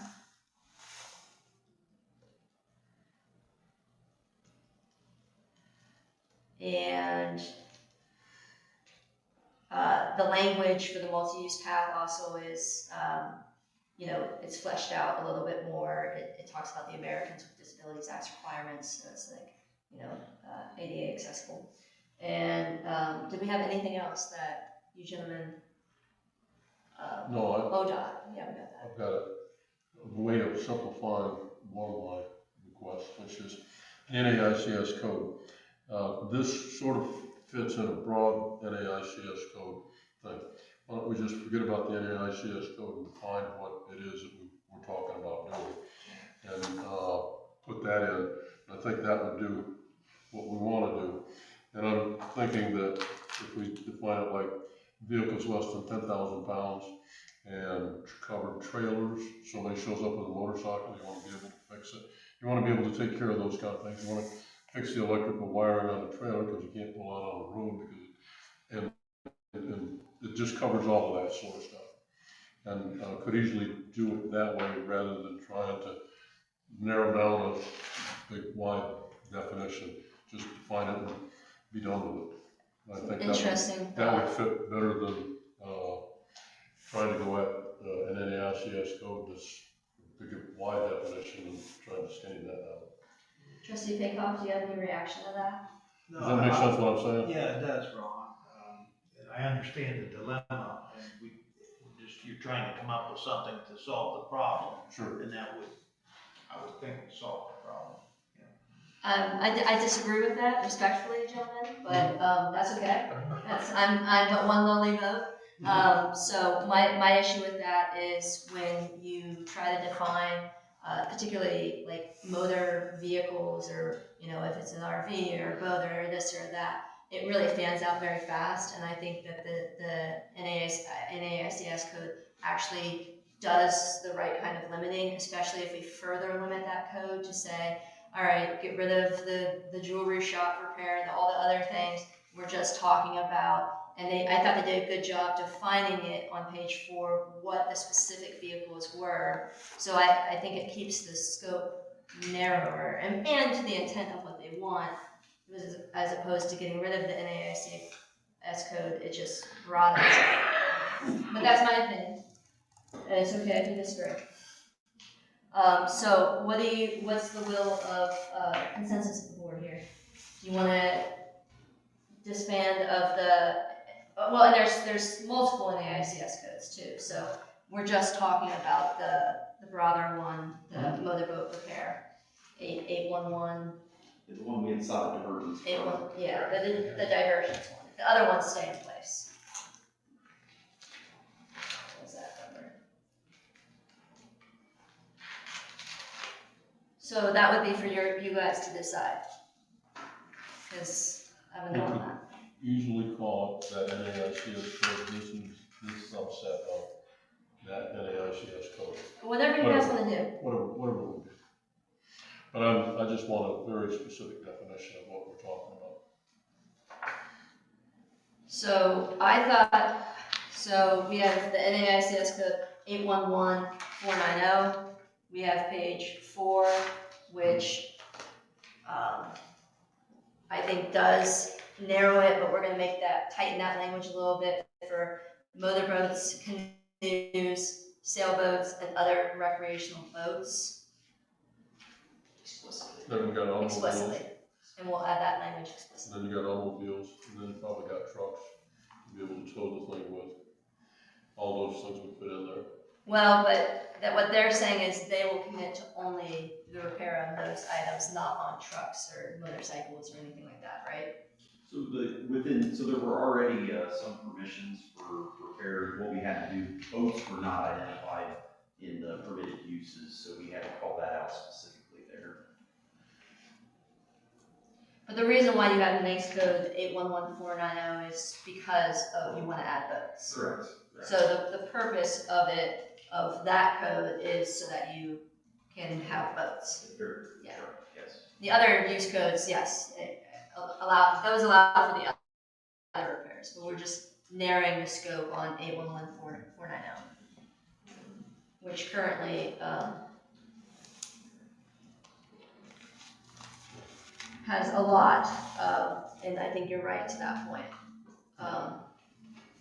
Bike repair, clock repair, exercise repair, gun repair, jewelry repair, musical instrument repair. I guess we wouldn't mind if you guys wanted to fix an instrument. But if we want to just keep it narrow, we can do that. Okay? Trustee Real, do you have an extra set of the new doc? Is that an extra set of the new? I have so many sets. Let me see. I don't want to take yours, but I was wondering if this is this the new one or is this? That Here, one, you can take mine if you want. yeah. Take one of those. I just thought I think it's going. Keeps it clean.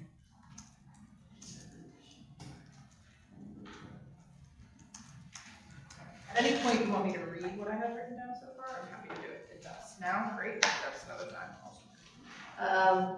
In one moment. So we need to accept the documents here.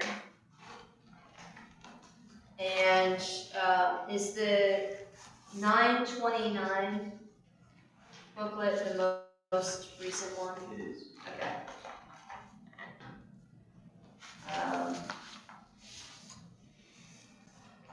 And we have no exhibits yet, is that correct, Paula? We have not accepted any exhibits, have we? Okay. I move to accept as Exhibit 1 the booklet for BZC case 25-001, Plan Commercial and Office PCD Development Plan for Precision Auto Marine dated September 29th, 2025. Second. Moved by the chair, seconded by trustee Bowler. Discussion. So we've gotten a number of books provided to us, but I'm just going to accept the most recent one. That way we don't have to do ladder. We got these things too, which were. Yes, we'll accept those as individual items. Right. Okay. Please call roll. Trustee Rail, Yes. trustee Paycock, Yes. trustee Bowler. Yes. Move to accept as Exhibit 2 the BZC Commission meeting minutes dated September 9th, 2025. Do we have a second? Moved by the chair, second by trustee Bowler. Discussion. Please call roll. Trustee Bowler, Yes. trustee Paycock, Yes. trustee Rail. Yes. This one is not the right. I've got a list, there's attachment to that. Yeah, there's two of them. Which isn't on this. Do you have the most recent of this version? This This is- document? That should be in the front. Yes. It's the same date. It should be this. Are they both the same date, but they're different documents? No, there is one that was presented to the zoning commission that we've not presented to you because it was already accommodated. Yeah, But the September, there should just be one document. the September 2nd. Yeah, that one, you would not need to accept because that was before, that was explaining the revisions Yeah. at the zoning commission. And then there should be, didn't you have a cover letter for the 29th? We did, yes. That's what it It's is. bound in the book. Oh, it's bound. Yeah. It's bound. Then we don't need to do This that. has got the minutes of the meeting and all that stuff. This is why. Okay. All right, we'll accept, we're gonna accept this because it has the meeting minutes as well in it, from September 2nd. Move to accept, the plan for land letter dated September 2nd, 2025, and, complimentary agenda, zoning inspector comments, and other items included, attached to the letter. Okay, second. Moved by the chair, seconded by trustee Bowler. Discussion. So just to be clear, this one is now a prior document compared to the other ones that we have. That's good. So I want to have this on record that Exhibit 3 is a former to the latter Exhibits 1 and 2, Right. with the latter exhibit That's- taking precedence over the I former. guess, this one does. Moved by the chair, seconded by trustee Bowler. Please call roll.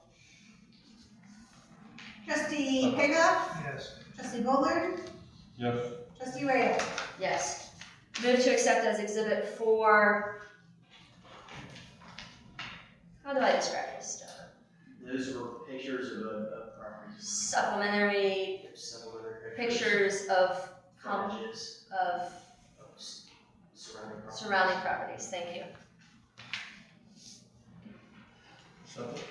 Moved by the chair, seconded by trustee Bowler. Discussion. Please call roll. Trustee Bowler, Yes. trustee Rail, Yes. trustee Paycock. Yes.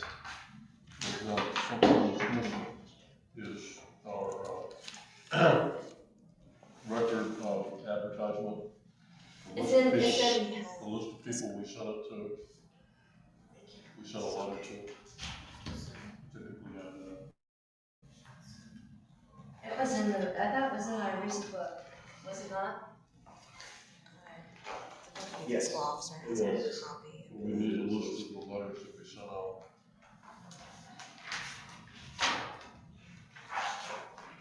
That's the list of, what they say, the joint property owners are. Page 40. Deputy fiscal officer has the confirmation of the Yeah. posting. Yeah, Deputy Fiscal Officer, you have the official confirmation of the posting. You do. It was a single page. Yes, I do. And, thank you. We'll accept this as Exhibit 5. Move to accept as Exhibit 5 the official notice of public hearing for BZC case 25-001. Second. Moved by the chair, seconded by trustee Bullard. Discussion. Please call roll. Trustee Rail? Yes. Trustee Pega? Yes. Trustee Bullard? Yes. Okay.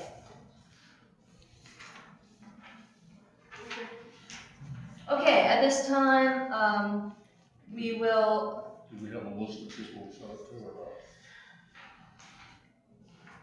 we have a listing of the people that we sent it to included in the packet. This will not be in the packet that the applicant provided, but it would have been supplement to our packet that we received.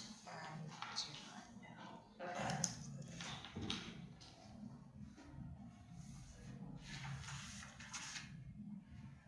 Is that the one on page 20? Yeah, it's got the Well, that's what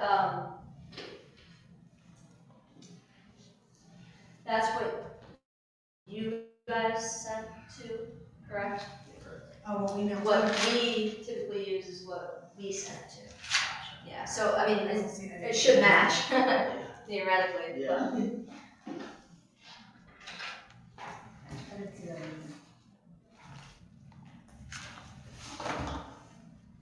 Okay, what we'll do for that is, page 20 does list the adjacent property owners that should be notified or should have. We'll confirm receipt of that and add it to the final file, but assuming that it matches, we won't need to come back to it because we've already accepted the addresses as part of the packet. Is that okay, Hubert?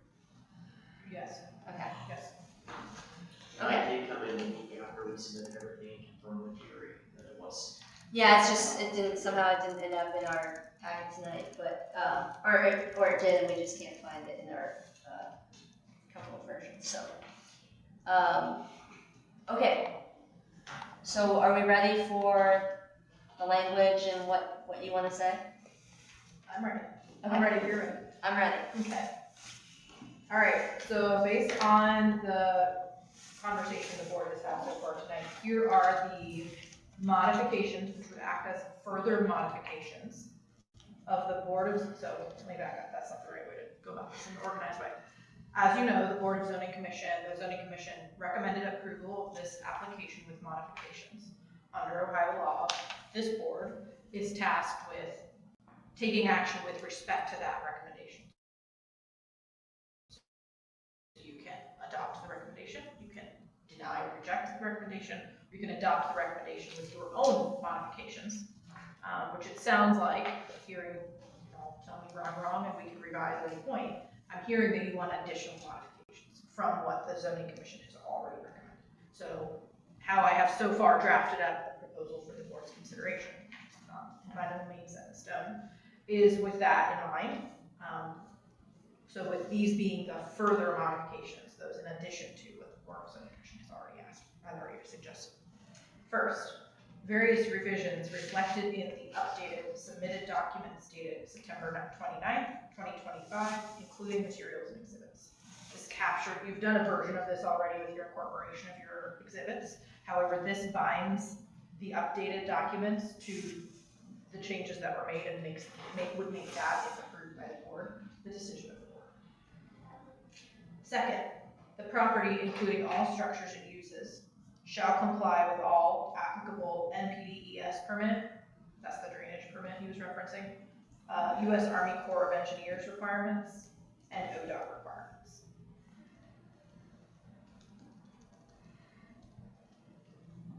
Third, the permitted uses section of the development text shall be revised to reflect that regarding NAICS code number 811490, the permitted uses on the property under this code number shall be limited such that the property and any structures on the property shall only be used for the indoor repair and service of motorboats, automobiles weighing less than 10,000 pounds, motor vehicles such as motorcycles, and trailers.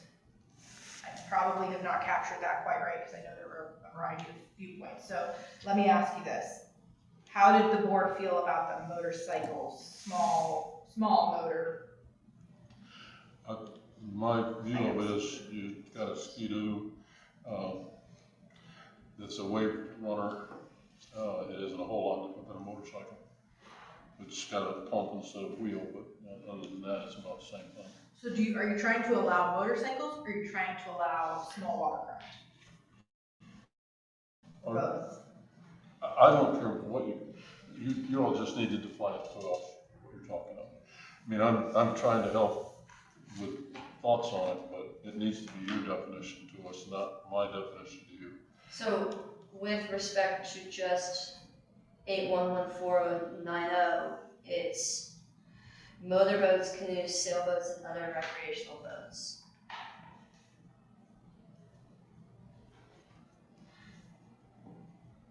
Okay. That's it, Is that right?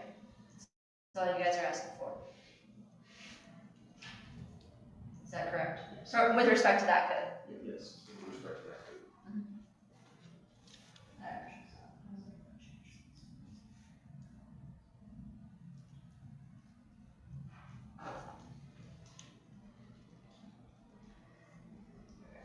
so scratch all the rest of what I said, all the other items I said, yes? Okay, so let me read that again. The permitted uses section of the development text shall be revised to reflect that regarding NAICS code number 811490. The permitted uses on the property under this code number shall be limited, such that the property and any structures on the property shall only be used for the indoor repair and service of motorboats, canoes, sailboats, and other recreational boats. Yeah, that's fine. I would use exclusively, but only is fine. Same point. I would make that change. Okay. Fourth, and then I need a little help on this one as well, but I think I captured the starting point.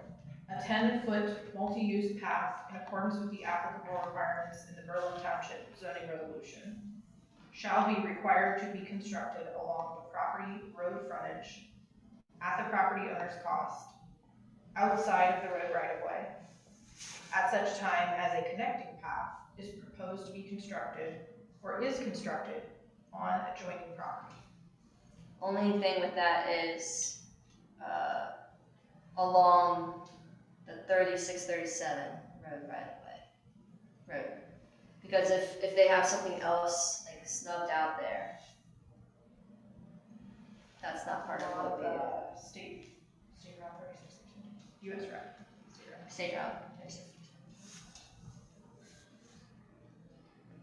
Shall be required to be constructed along the State Route 3637 road frontage.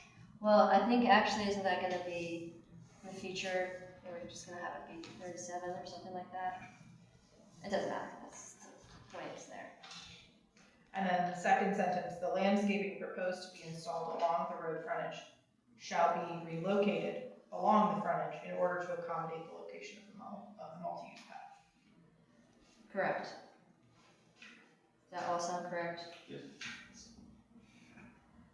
And is 10 foot the right, you gave some information 10 about 5 foot and 10 foot.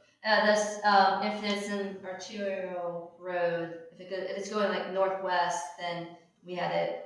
One side had to be 10 foot, the other side had to go, could be 5 foot sidewalk, but that doesn't apply to this parcel. And those were the modifications that I had. So Did I miss capturing. anything? Anything missed? Okay. So is this in the resolution with the modification? It is. Okay. Do you want to send it to Paula and I. Paula? Can you print it off? Can you send it to me too? I can read the electronic version. Paula, can you give me your email address? Yeah, just send it to Aubrey. Just had to be sure.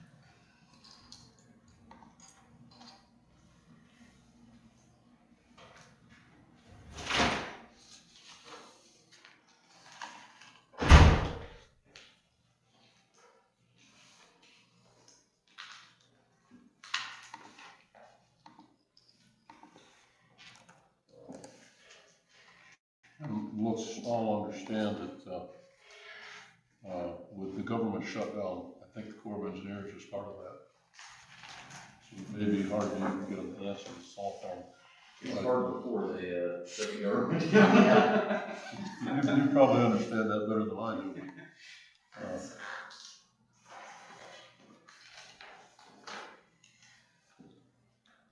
It's something you're gonna need before it's over with anyhow.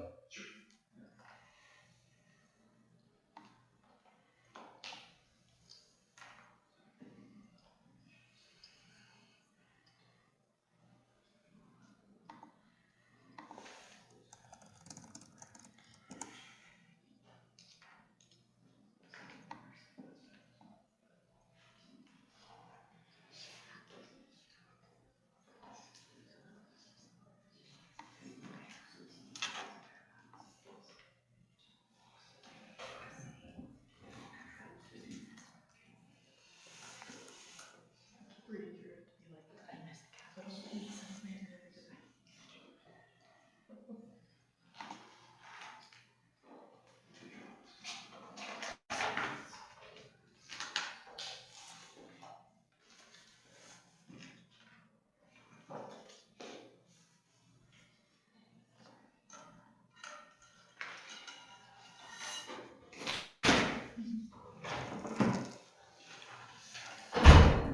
Thank you. What resolution number are we on? 6, I think it's 6. 6? Yes.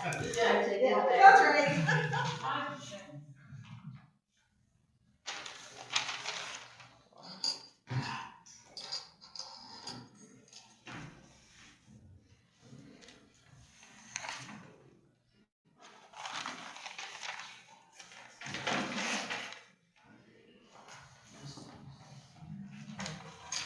Yeah, it's actually 5, I think. Oh, is it?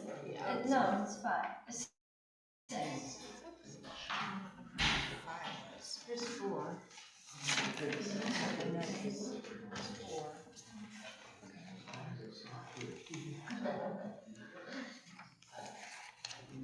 Because we didn't do the mutual aid, so that wasn't one of them.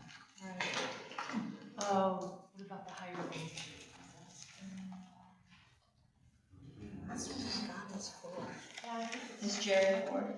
Oh. It's Jerry Ford. Oh. Okay, Yeah, 6. yeah, Yeah. No problem.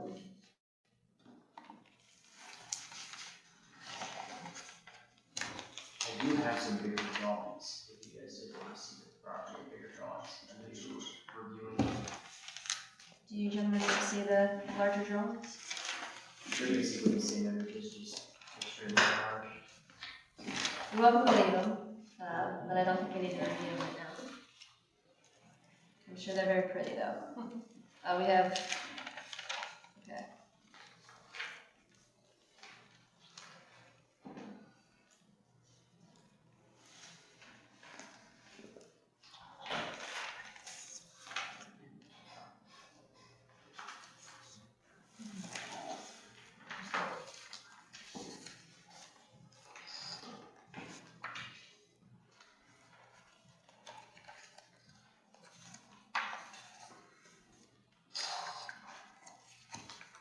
Jen, when we bring forward this resolution, you just have it as a resolution to amend the zoning resolution for Earl Township. I don't want to read the whole thing. Don't read the whole thing. You can, if the chair is interested, the chair could ask for a motion to adopt the resolution as presented. You do not have to do it.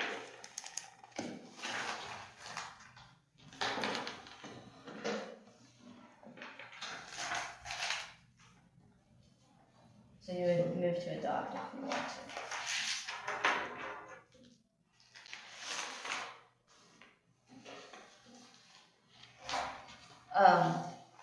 Yeah. Let me just do that part. And then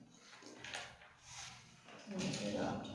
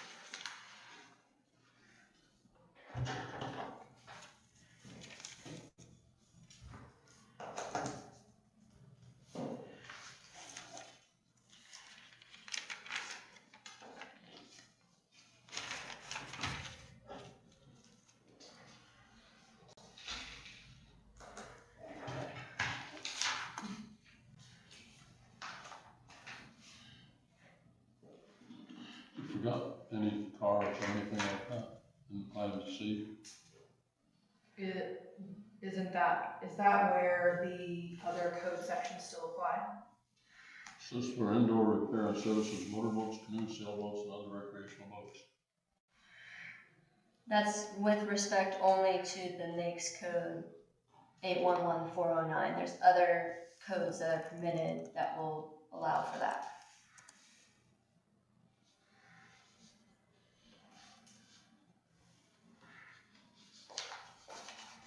Okay, so the repair of cars and that sort of stuff. I don't know if it's the cars. It's not cars, it's I think under the dealership, there was some opportunity for maintenance, that's what I understood, but. yeah.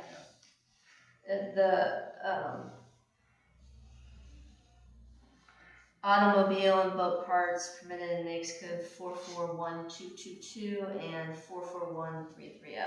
So when those are already as part of it, but they don't. That's not a variance. It's already allowed for that area, so they don't need to have anything specified further within that. Okay.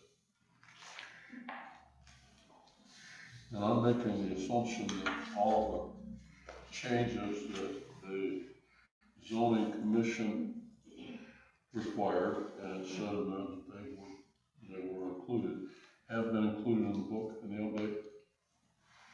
Yes, I believe we thoroughly went through all their comments. We reprinted the book just to make sure we had everything in there.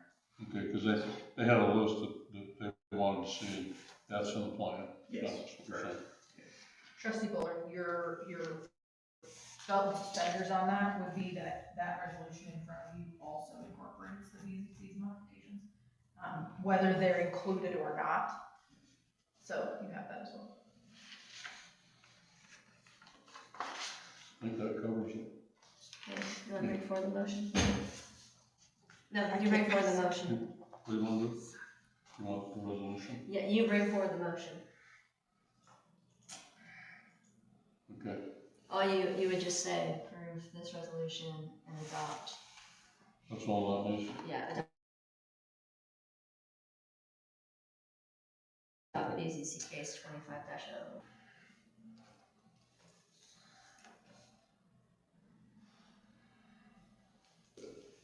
And how many exhibits did we have? Did we end up with 4 or 5?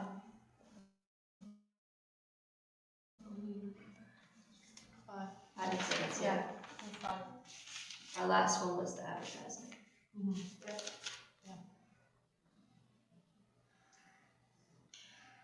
Okay, I'll make a motion that we approve resolution number 25-10-06 and include all 6 exhibits, 5 exhibits, with later exhibits taking precedent over earlier exhibits, and the resolution to amend the zoning resolution of Berlin Township, Delaware County, Ohio, Precision Auto and Marine LLC, zoning case number BZC 25-001, per the document as provided. So moved. Second. Moved by Trustee Bullard, seconded by Trustee Paycock. 2 quick notes for discussion from me. One is, as I mentioned before, Exhibit 3 is an earlier exhibit to Exhibit 1 and 2. So when Trustee Bullard said latter documents taking precedence of the former, it's going to go by date, not by exhibit number. And then my other comment is, I think that this has definitely come much further along. I think there is a need for it in the area. That said, philosophically, I don't believe that we should be going against our comprehensive land use plan and voting in favor of use variances specifically. The physical variances and those kinds of things, setback, all of that made sense to me related to the property, and you have to be able to be a little bit more negotiable on that. When it comes to use variances, that's something that, gets established as an expectation with the residents. It sounds like you've worked with residents and that they're in favor of this. For me, it's just a matter of making certain that I vote in alignment with the expectation of the community and the comp That said, I think that there's a lot to like in this plan. Any other discussion? Please call roll. Trustee Paycock? Yes. Trustee Bullard? Yes. Trustee Rayo? No. All right. Any other matters related to the PCC case 25-001? Thank you guys, I know you've had a long day, and very much appreciate your professionalism. And we'll make certain to get this copy to you so you have the modifications in our text exactly as is. Sounds great, All thanks a right, lot. thank you. Motion to adjourn hearing of 25-001. Move to adjourn hearing of that 25-001. You want that? I'm adjourning the hearing. Okay, you're adjourning the hearing. Yeah. Second. Technically, you don't have to if you want. I like to have it on record because then I like to adjourn the regular. Moved by the chair, seconded by trustee Paycock. No, I'm gonna do that next. Please call roll. Trustee Bullard? Yes. Trustee Rayo? Yes. Trustee Paycock? Yes. Okay, is there any further business related to our regular meeting? Move to adjourn. Moved by the chair, seconded by trustee Bullard. Please call roll. Trustee Rayo? Yes. Trustee Paycock? Yes. Trustee Bullard? Good job. Pat, this is very good because we're out of here early. Well, we started at 5:30.